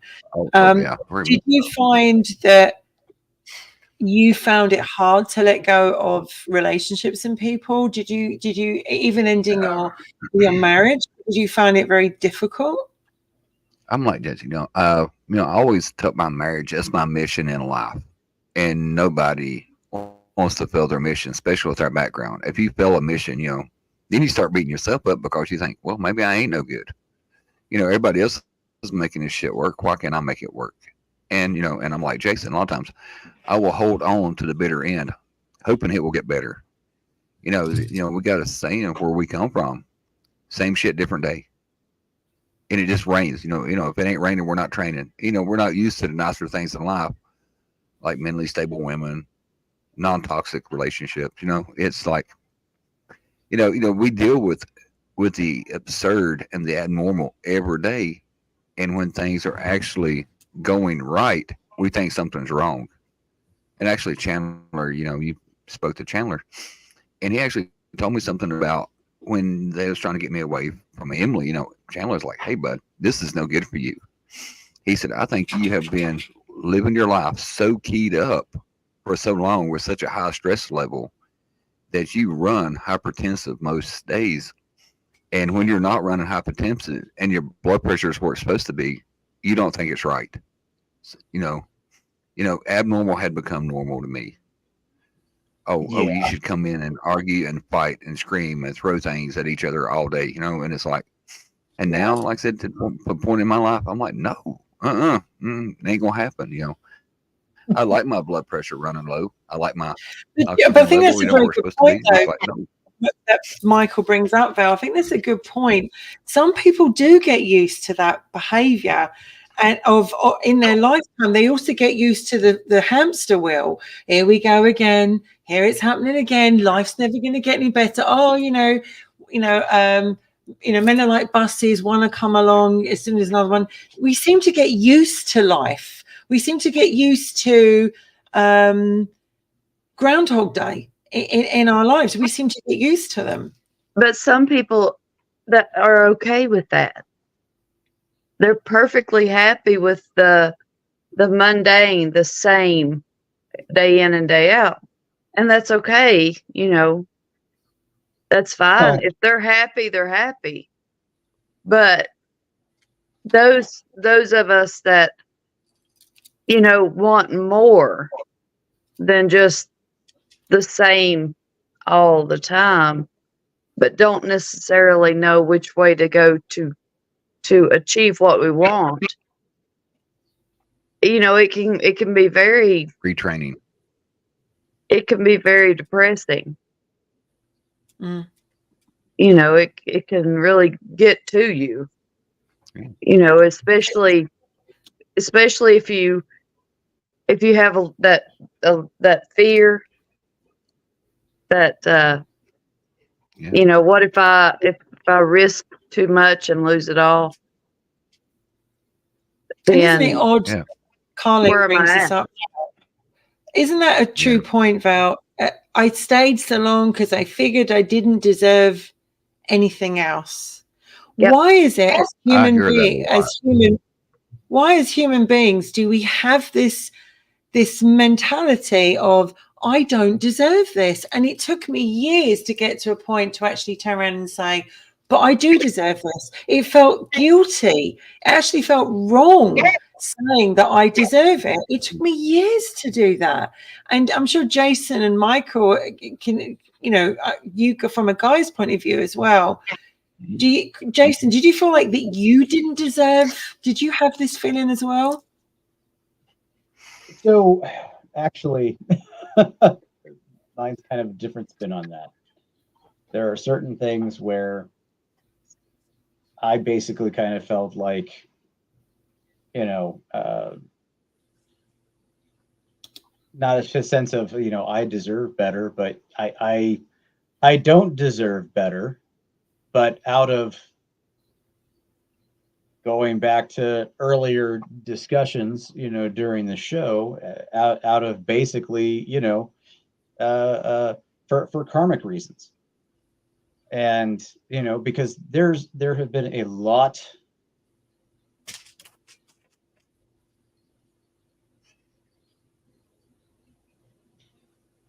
there have been a number of times I have messed up in my life when it comes to important people, and messed up in pretty good ways.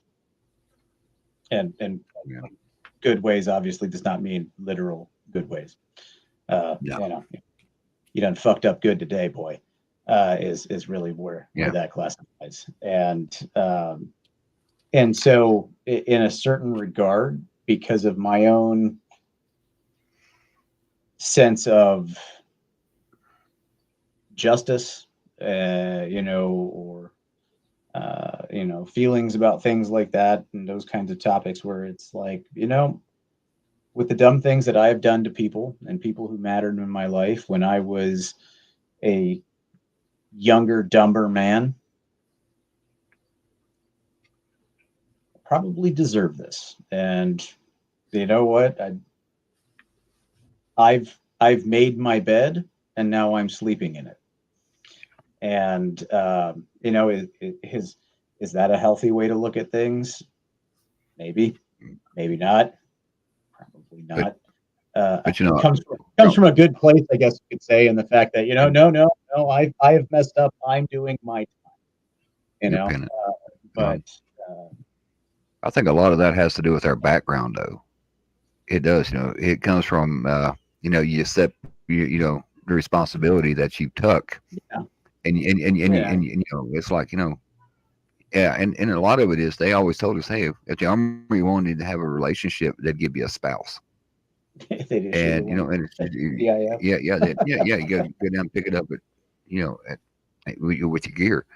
But you know, I get it, and he says that, you know, a lot of times it's self-loathing. It's like, well, if I'd have done this better, you know, Mhm. it's like, Yeah. he said, I Mike, think that's probably mostly what I've dealt with in I got things you. has been Oh, I've earned this, so I'm not going to bitch about it, yeah, and I'm just going to take my yeah, licks. And at some point, I will have done my penance, and either things will get better, yeah. or I will find myself into a position where I am able to leave and have the strength to do so, and have the capability to do so, because you know my penance is over and done with, you know, or you know that could come from it could come from you know, upbringing professionally, Michael, or it could come from watching movies like The Mission when I Yeah. was a young kid. We You know, we have a new gentleman waiting to come in, and I think it's his first time, so I'm going to bring him in. It's been a while. Hello. Jesus, Marion, Joseph. Peanut butter right there, Professor Bowers. How are you? Hold on, I'm getting a gun. Well, I am outstanding, but I'm getting better. And I was working on some of the. Can you hear me? Okay. I Five can by hear you. five. Yes. Okay. I was working on cleaning the house. I was doing my masculine, feminine balance of chores with all of the domestic duties that needed to be done around here because my dogs don't seem to want to participate in cleaning the house. So No. You just haven't I trained him have right. to do those things on my own. And I said, I wonder what. Well, actually, I've had dogs since I can remember even being alive, and these two are two of the finest companions I've had of the probably 30 or more four-legged life. Um, but I was listening for a second, and I thought I wonder if I should join in what sounds like some kind of therapy session as it relates to having relationships and whether they, I was stuck in them or not. I personally had to do a review of all of the female relationships I've had in my life over the last 5 or 6 years is when I went through this review. And I went through everything from my grandmother to my daughters. And I've been married officially once. Well, actually, officially twice. The first one was practice. And we were married in California where they called a summary dissolution. And if you decided to get divorced within 5 years and you didn't have any property or children, they basically said, well, we'll just scratch that one off the books. It's like a annulment. So my real, yeah, essentially. And it cost us, I think back then it was $150 or something like that. So I've only been married once, but I've had 3 very intense, long relationships, including my marriage. And with the exception of the mother of my children, all the women that I had relationships with came towards me. I could say came after me. I was in one of those paradoxes that I think a lot of men go through where desperately, most intensely wanted a relationship with a woman, but was intensely afraid of having a relationship with a woman. My emotions on the attachment to someone, particularly in the female form, are so intense that just my own emotions scared the shit out of me. So when I went through the review of all of the female relationships I've had in my life, I started to recognize some common attributes and characteristics in those women. And again, whether they were family or someone that, well, whether they were family or someone that I was in a relationship with, they had very common characteristics, and it was all very consistent. They were all extremely, they were alpha women, if you will. They were very much intense. They were very aggressive, if you will, in the sense that they were very adamant about who they were and what they wanted, particularly from me. And they were all on my ass in one way, shape, or form. And when I realized that, I had this sense of liberty and being relieved from what I felt as the need to have a female in my life. And that was that they were all here as a part of those of you that have been on any of the shows and heard my yaps and flaps of my rants and raves, I believe in the karmic cycles of things. I believe in karmic agreements and contracts and responsibilities and all of that. And so in this particular iteration that I'm here in this carbon-based meat suit, all of the women that have been in my life have been here to complete agreements and contracts that I had with them in previous iterations. Mm-hmm. So in that sense of realization and the liberation that followed was this incredible relief of I have actually completed those contracts and those agreements. And whether they were relationships that I had extreme difficulty, challenge, and otherwise with, I'll give you one example. The one immediately after the mother of my children, we met in martial arts school. We were partners. We were sparring partners, and we beat the shit out of each other as how we got to know each other. And she was Persian. In fact, her dad was one of the founders of UPS. So she was an extremely spicy, redheaded Arab Persian kind of personality. And oh my God, did this woman she was just extremely aggressive. we would fight with nunchucks and swords and staves, and we fell in love doing that.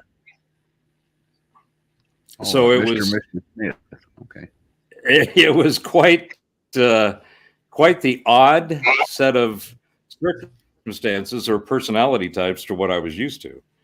I think that's a very good point I that can you bring also- up about contracts ending, and saying, because we were talking about saying goodbye, and I think you bring up a very good point about we meet people to finish things with, and sometimes it's not always the nicest way that we finish. And we talked about also, I don't know if you saw this earlier on, I still call you Prof, so you'll always be Prof to me, but it's like literally we talked about that reincarnation could be seen as Groundhog Day in some ways, as in you're coming back down again to do, or it might be a different life, a different body, etc.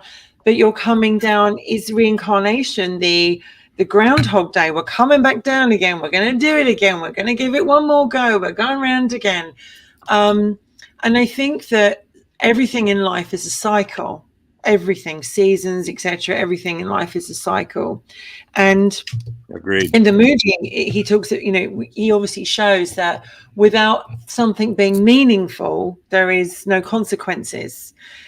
Because we only really, only when we really care about something do we actually worry about the consequences.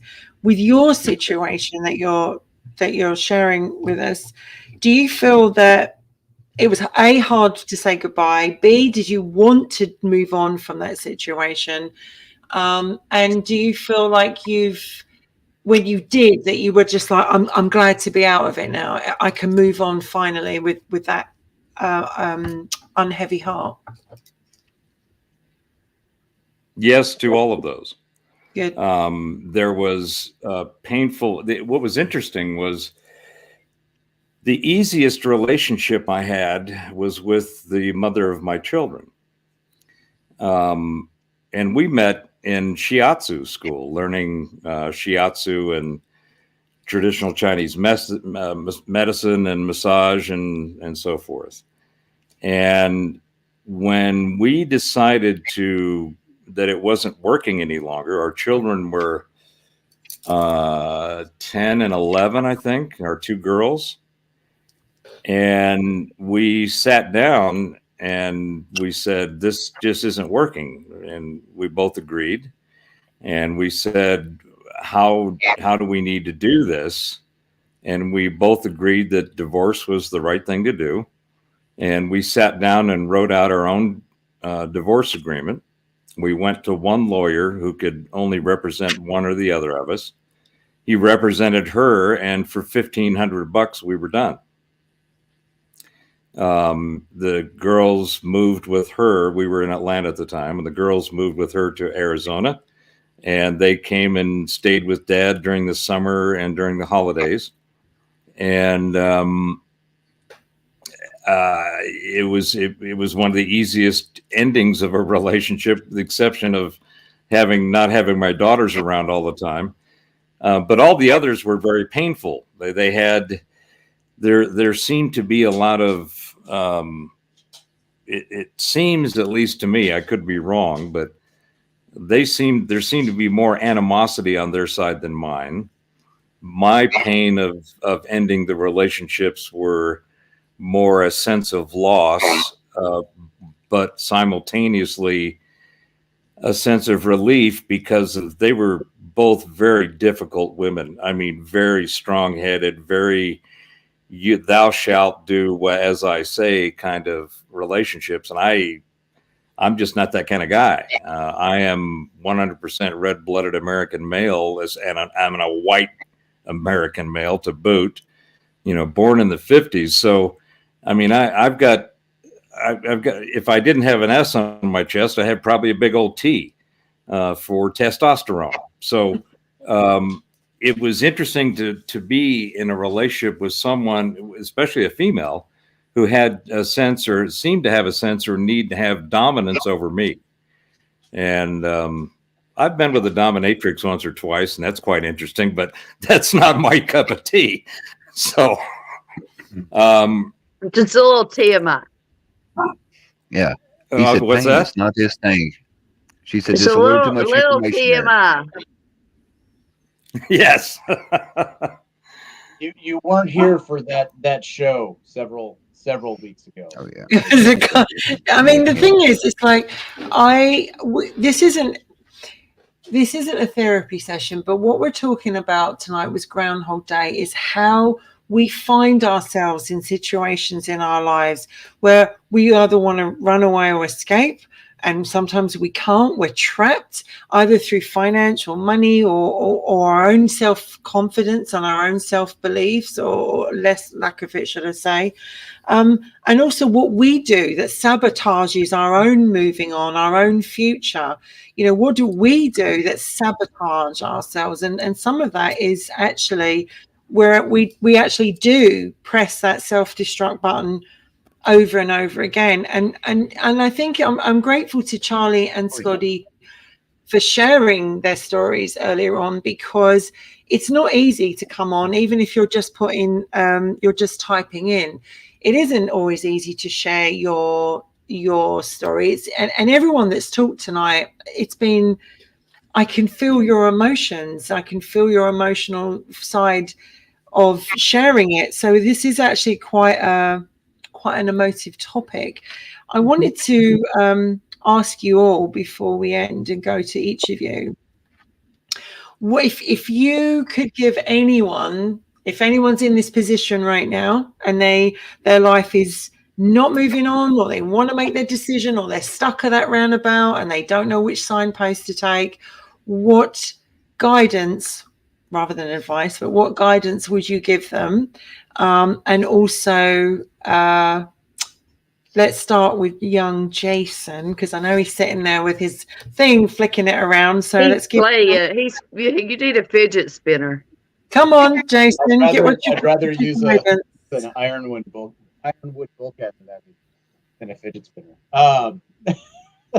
So Of course you would.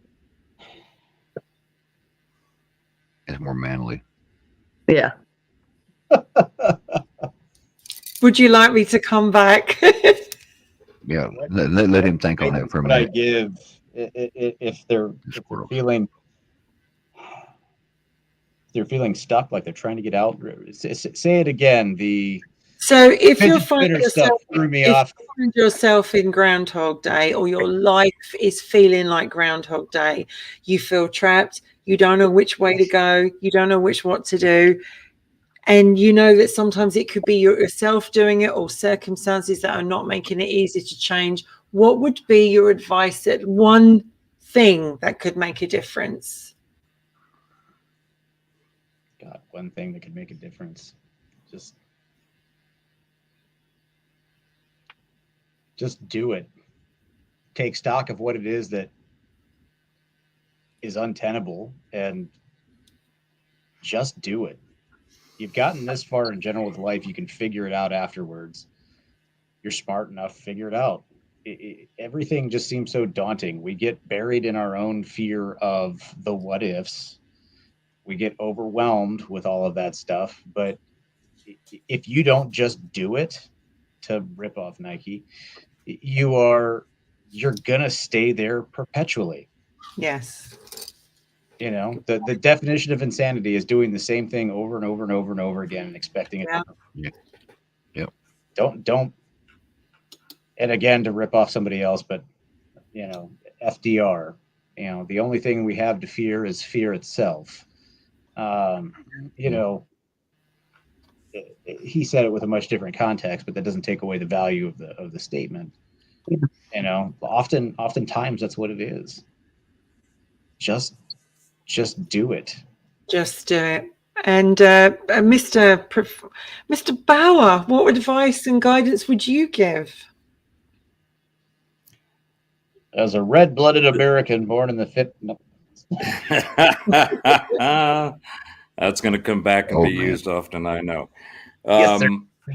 I think one of the most profound challenges that people have when they find themselves in those circumstances is to try to figure out why. I mean, self-examination is one of the most important things that most people don't do. And they're not honest with themselves if they do it. Mhm. Understanding before you make a decision on anything, you have to have as much information about the circumstances before you can make a decision. And I think a lot of times people who end up feeling like they're stuck somewhere it's really because of themselves more than it is the other person or maybe the combination of the two people. So there's a lot of variables there. It's all individual and unique by the whoever's involved. But I think another important thing is one of the greatest risks of all is to not take one. Yeah. And being able to be accountable to oneself, most importantly, be in love with oneself. If you don't have a sense of love for yourself, you can't be in a relationship in love with someone else and be fully there. Yeah. So I think a lot of people get into relationships because they feel like, as I was saying before, I was deathly afraid of having a relationship, but intensely wanted one. So I was in a major paradox trying to figure out, what's going to happen if that ever does happen. And here's just this little tidbit. I just got reconnected with my very first girlfriend in high school about 2 months ago. And she was the love of my life. She left me and I was in a puddle of pity for weeks and months, just a pool on the floor. And she got married, never had any kids, but we reconnected and we got on a call and we talked for hours. And it was just absolutely wonderful. So the only point I'm making there is that going back to the contracts, to the agreements, to the responsibilities that we may have made that we don't really remember or know about. If you don't know who you are yourself, and you're not in love with who you are with all the faults and the flaws, you cannot ever be fully there with or for someone else. And it works on both ways. So you may be totally in love with yourself and totally accepting of yourself, but the person you're with isn't that way with themselves. So you're not going to be able to have a fully connected and flourishing relationship in that circumstance. So I think a lot of the things that we are not taught, I think that back when I went to school, I went to home ec, right? And we learned how to cook and bake and do all that kind of stuff in home economics. And we also had shop class where we, cut things and burned stuff and molded metals. All of those just fundamental things of being a human are not taught anymore. This Gen Z that's coming up behind us, I'm not sure if that's even the letter they are. I've lost track of the EIEIOs and all these different delineations that people are grouped into. But these folks couldn't start a push mower, okay? And I used that line the other night with some people, and they said, "Push mower? What do you mean? There's a pull cord on it, isn't there?" It's like, no, it's a push mower. You push it. You don't. There's nothing to start but you. So I think that we're going to see a lot more of these calamitous relationships because people are just not taught about how the human system works, how we relate to ourselves, let alone to others. And so the most important thing to me is if you're in a situation like you guys have been talking about, you need to do some self-examination. You need to come to realization of self, to actualize the self. And you need to do that before you make any decisions. Your crappy situation may be totally because of you. And if you don't examine that, you're not going to know. It's very much the journey, isn't it? The journey before you, as I was aware, the journey of the self, and literally, as you said, look at all the answers, look at all the, go look at every avenue as well. Like Jason was saying, look at everything. And I think that sometimes it's easier to run away from a situation. It's easier to run away. And I think it's not hopeless. It's not a hopeless situation. I think sometimes you have to sometimes just write it down, pros, cons, etc. Look at it as black and white as that. Write it down and go, well, this is the pro, this is the con, and what do I do out there? It's really as simple as that. And I know that, you know, one thing I've noticed about, you know, when we've talked about certain subjects, and I know for Charlie, it's, you know, it's helped her feel a spark that she says she's not felt in a while. So we're grateful to do that. Michael, if you could give any guidance to anyone that's going through the same situation, what would be your point? I don't know. After following that elder statesman of the super male race of America, yeah, that's what we're going to start calling it, the elder statesman. Yeah. Like I said, you know, and I was going to tell him the self-love episode is yet to come. But anyway, but no, it's, you know, like Jason said, you know, you just got to do it, you know. And I have, you know, like I said, I have done a lot of internal looking because every relationship, the common denominator is yourself. You know, check out your own inner workings and make sure you're happy. And I've started writing me a bucket list. I'm 52 years old. I got less in front of me than I have behind me. It's true. There are certain things that I want to tick off in my life. A better network connection right now. But anyway, but you know, there's certain things that I want to do and accomplish. You know, and it's like, you know, the only way you're going to do it is, you know, and I've talked to you about this, you know, like Jason says offline. There are certain things that I have to put into motion to make the other, like, it's like rolling the stone down the hill that turns into an avalanche. If you want to get from point A to point B, you're going to have to put things in place to make that happen.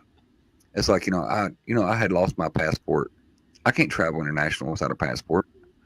And, you know, and it seems like everything, you know, and there's going to be obstacles in the way. Take them with a grain of salt and move on. You know, I found out things about me that I didn't know was still relevant when I went to get my passport. You want to talk about some shocks? Well, she was on the phone with me. I was like, what the hell? Didn't see that one coming. And, you know, a few of y'all know, but I was like, wow, okay. Thought that was done. Like I said, you just got to make a plan, and then you got to stick to it. You got to be consistent with your plan, because consistency is key. And that's another thing. I spoke like a wicked man.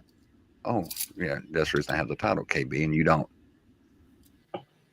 No, KB's funny. Yeah, talking about an elder statesman. Lordy mercy. No, I like messing with KB. KB's funny. KB can take it sometimes. He dishes it out rather well, and he stirs the pot really well. But he's very good at that. I'm surprised he's not come on here tonight with that little grinning face of his. But it's a good point what you're saying, though, Michael, about the stone going down the hill, because unless you start to put things into practice, unless you take that step, unless you go, do you know what? No one else is going to bring it on board. You know, you've got to do it yourself, right? You know, and Jason can probably contest to this. You know, when you're anything in life, you know, our first ruck march. And they call it a forced march for a reason, because you're forced to march. You don't have a choice. And they say, suck it up. And every march, when you step off, it's one step at a time. You got to take that first initial step to get started. And I remember when I was in basic training, they said, we're going to do, I think it's like 30K or something like that. And I wasn't worth a shit at kilometers, but I knew 30 sounded like more than I wanted to do. And it ends up being like 22 miles. But you think about it, you're carrying 80 plus pounds on your back. And, you know, you're coming in, you think, there is no way in hell that I am capable of doing 22 miles with 80 pounds on my back at pace and distance of somebody else's choosing. But you know what? I made it. And it all started with one step. It all started with rolling that little stone down the hill to get started. You know, and you're only Mike. They say that your knee and back problems aren't service connected. Pretty much. But that's another thing. And you know, the little stone down the hill, you know, that connection's going, isn't it?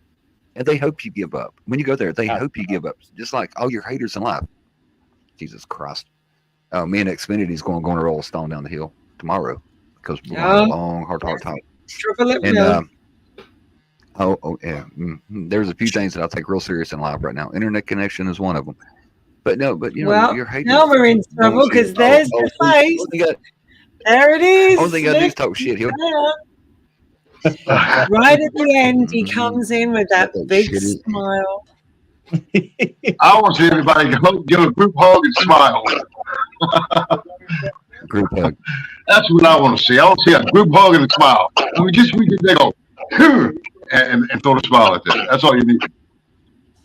I That's all didn't he does, when we picked the subject, we did not realize, Ken, how emotive it actually is, and how it's so many people out there can really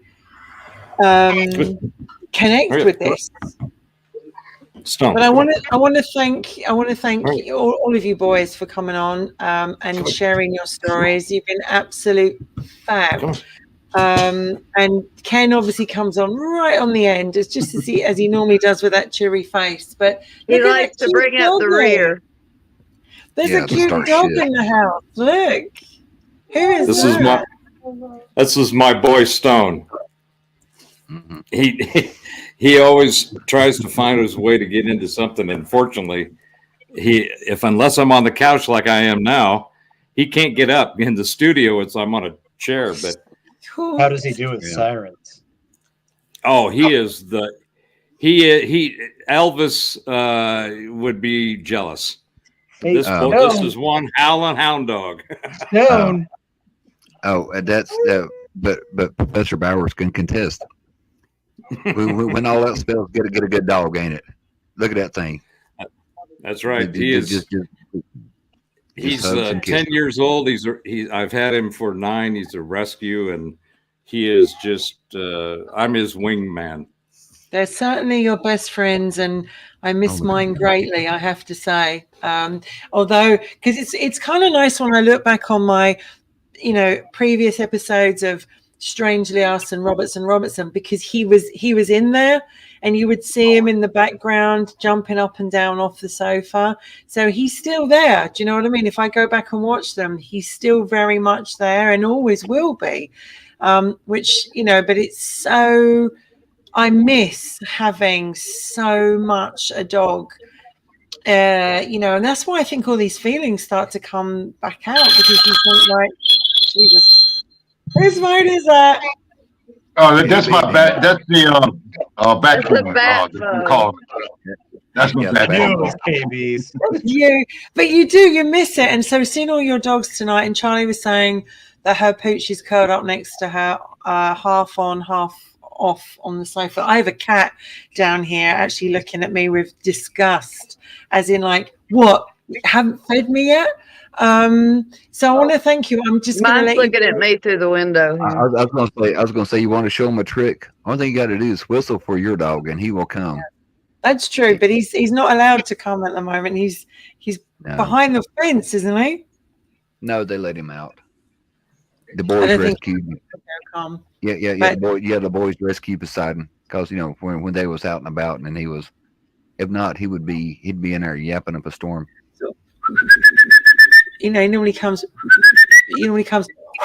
straight in when I do that, and I miss that. I miss having that little, and hearing that patter of tiny feet coming down the kitchen tube, going, where's the dinner, where's the food, but yes, thank you so much, Jason. Thank you so much for being here tonight. Lovely. Always a pleasure. I will see you soon. Plain chicken yellow, that's all I'm saying. See you soon. Professor, thank you so much for being here tonight. I'm still going to probably Prof. You're always going to be Prof to me. Thank you for coming on and sharing your story and being a part of the show. Very grateful. My pleasure. Thank you for letting me in. Soon, next week. Ken, as usual, you came on right on the end. Typical. That's KB. Bring it, bring it up the rear. But I wanted to see a group hug and everybody laugh at everybody. I mean, laugh at yourselves. If it's not yourself, laugh at others. And see a little groupie, huggy. I mean, that's what I wanted to see. Oh my goodness. Well, listen, thank you for joining us right at the end, Ken. It's always a pleasure to see you, my love. See you soon.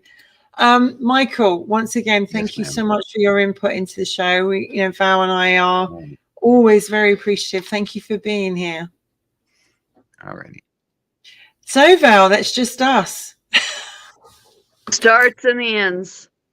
It Let's starts, put that and stuff. we've had 5 gentlemen that came on and shared their story with us tonight. And that's pretty amazing. I can see Ken grinning and smiling at me still down at the box. But we've had 5 gentlemen come on and join us, and who'd have thought that Groundhog Day would bring out such emotions? I think it's just the fact that we've all been through similar things. Yeah. There just wasn't a name for it. And thanks to the movie, I just wanted to say, it's just something I wanted to say, is that Groundhog Day is a journey from mindlessness to mindfulness, from selfishness to selflessness. Mindfulness allows us to be more aware of how we go about our daily lives, of our own actions and decisions. So always be mindful. For every action, there is a reaction, and there are consequences. And so I think if we all treated ourselves and each other a little bit more nicer, life would be a lot easier for sure. I'm going to let you do the announcement of all the shows that are coming up, Val. Go for it of the next week. Go for them. Okay.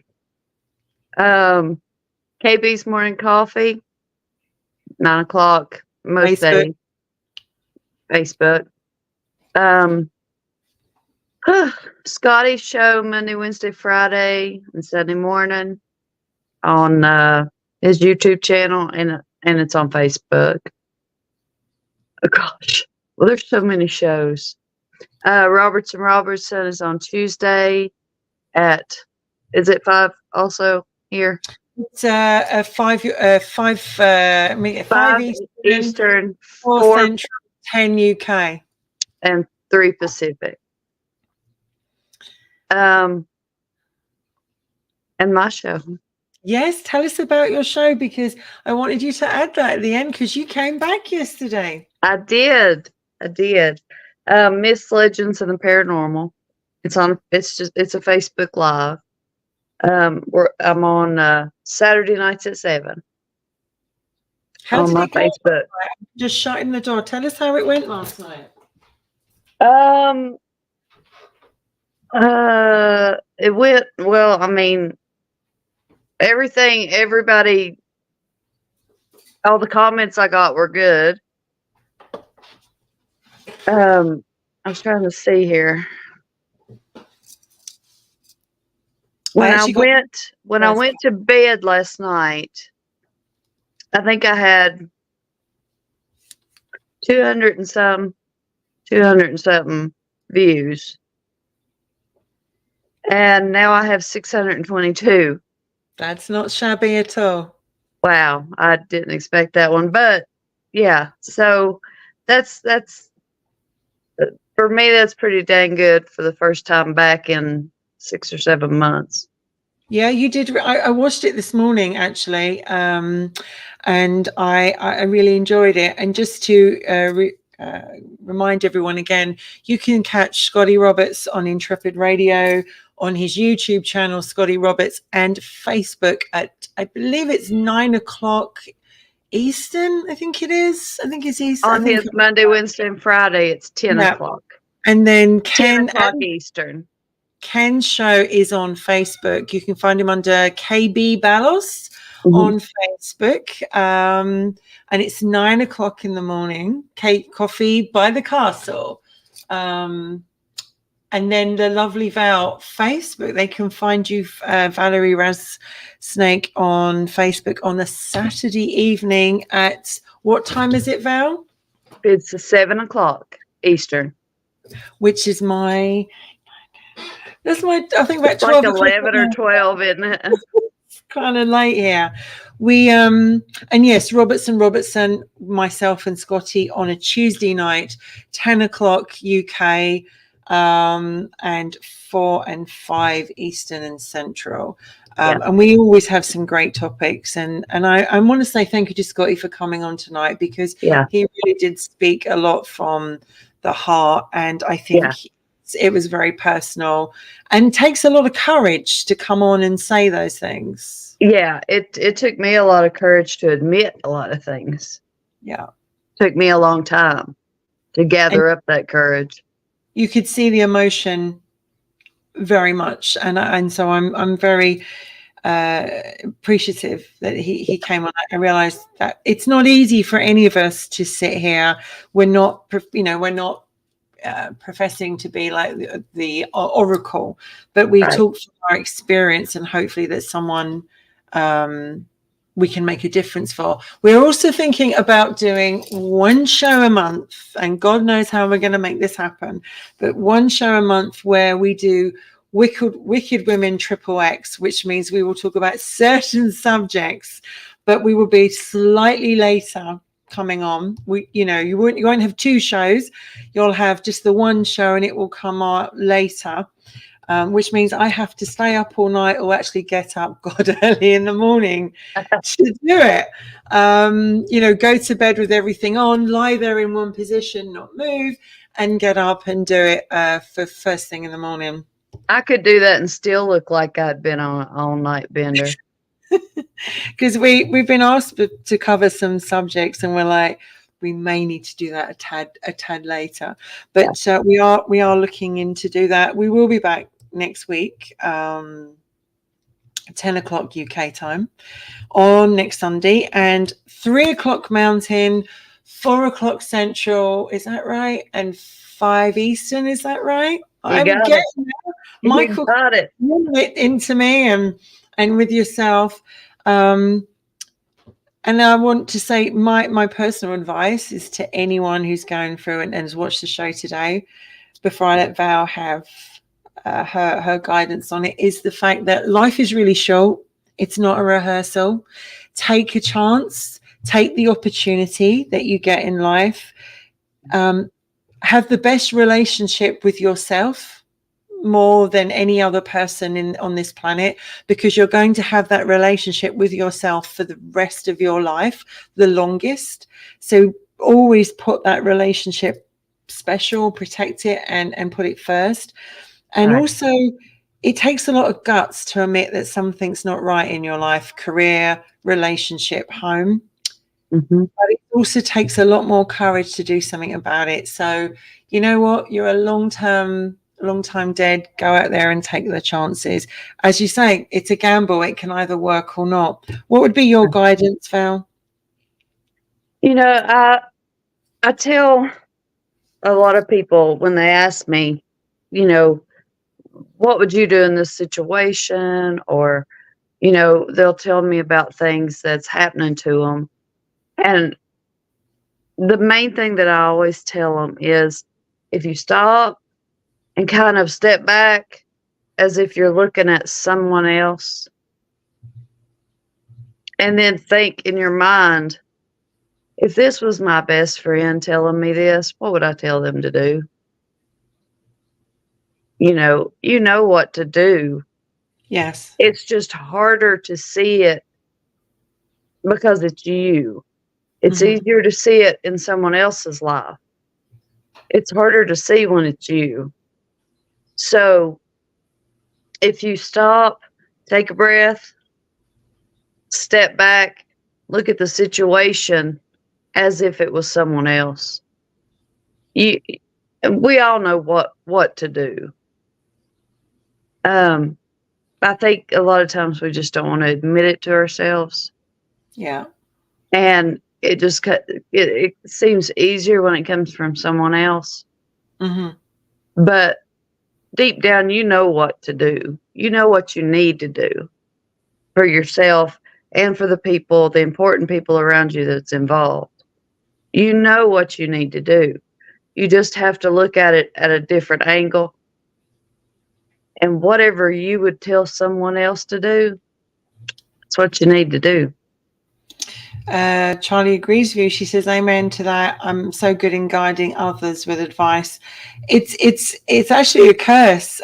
We can be fantastic for other people, But when it comes to ourselves, we're absolute rubbish. As a counselor, I'm terrible at at sorting my own problems out, but I'm great for other people. Michael says to show the cup, Val, because people would want to know about the wicked Of course, woman. he would make me get up again.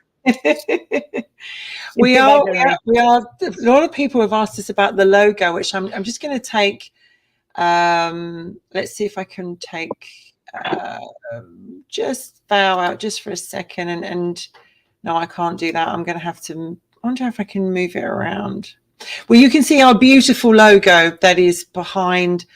And Val has had some wonderful cups made. Isn't that cool? It's hard to see with my ring light.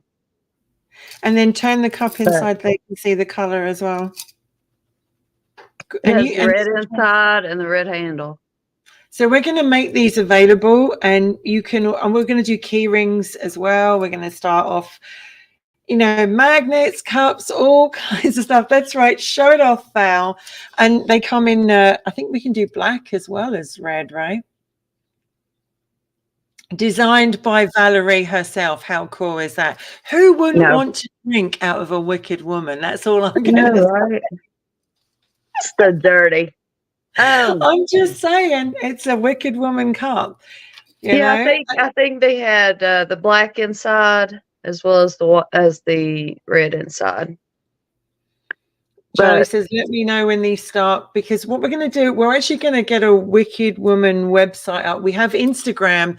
If you want to look for Wicked Women on Instagram, and it comes under Wicked Women 888, you will find us. You'll also find information about cups and everything else there. We're actually going to start a little web page as well. So we've got loads of things due to take off. Terry says, what is the full name of your podcast? Well, that would be Wicked Women, and they all have different titles. Wicked Women 888, I think, is what he's wanting to know. That's right. And you can get your cup by messaging the lady. So we will put this up and make this available for people to order.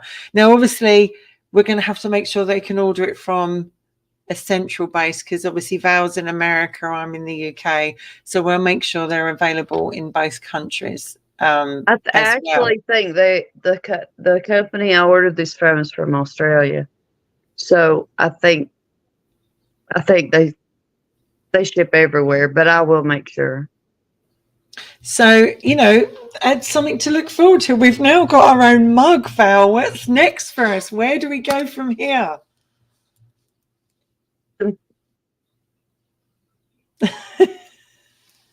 Take your breath. I keep hitting the microphone. We need some t-shirts. Yes, we were thinking about little vests as well. Wicked Women 888, and also on the back we could have, obviously. So we're 17 shows in. We had a really bad time last year, but we're 17 shows in, and hopefully we're getting better and better, and more people are coming to join us. And if we can make a difference, that's what we're here for. Now the cups, yours and mine, have our names on it. The other ones will have, our YouTube. It's the logo behind us. That's the one that behind us. Yeah. Yeah. It'll have that logo, plus on the other side, instead of a name, it will have Wicked Women 888. And I have our YouTube name. I can show people the whole picture, because I'm not sure if I can. I don't think I can. That's really annoying. But this logo was designed by Scotty Roberts, who was on here tonight, and he did an amazing job, because he actually turned, obviously there's myself and Val, and the third one obviously was the third one's always been the mysterious member of Wicked Women. We've had a few ladies come in and join us, and we love them all, and they're all fabulous in their own way. But probably I'd say that would be our Canadian one, Kay, that's come in she's come in and joined us most regularly, and she would have been here tonight, but sadly she couldn't make it in the end. Neither could young Sabrina. Michael says he wants his saying Mr. Wicked. Of course he does. Of course he does, Mr. W. I can see him out in the corner laughing. But it's been a great show. Thank you so much for joining us. Absolutely. Thank You you. look gorgeous. It's always a pleasure. I look forward to seeing you next week. Yes, I will be back Saturday. Yes, I will see you. I'll see you Saturday for the beginning of your show, but I will see you next Sunday. In the meantime, everybody have a great week. And just remember, as I always say to everybody, be kind to yourself and take care of yourself and everyone else. God bless. Bye, guys.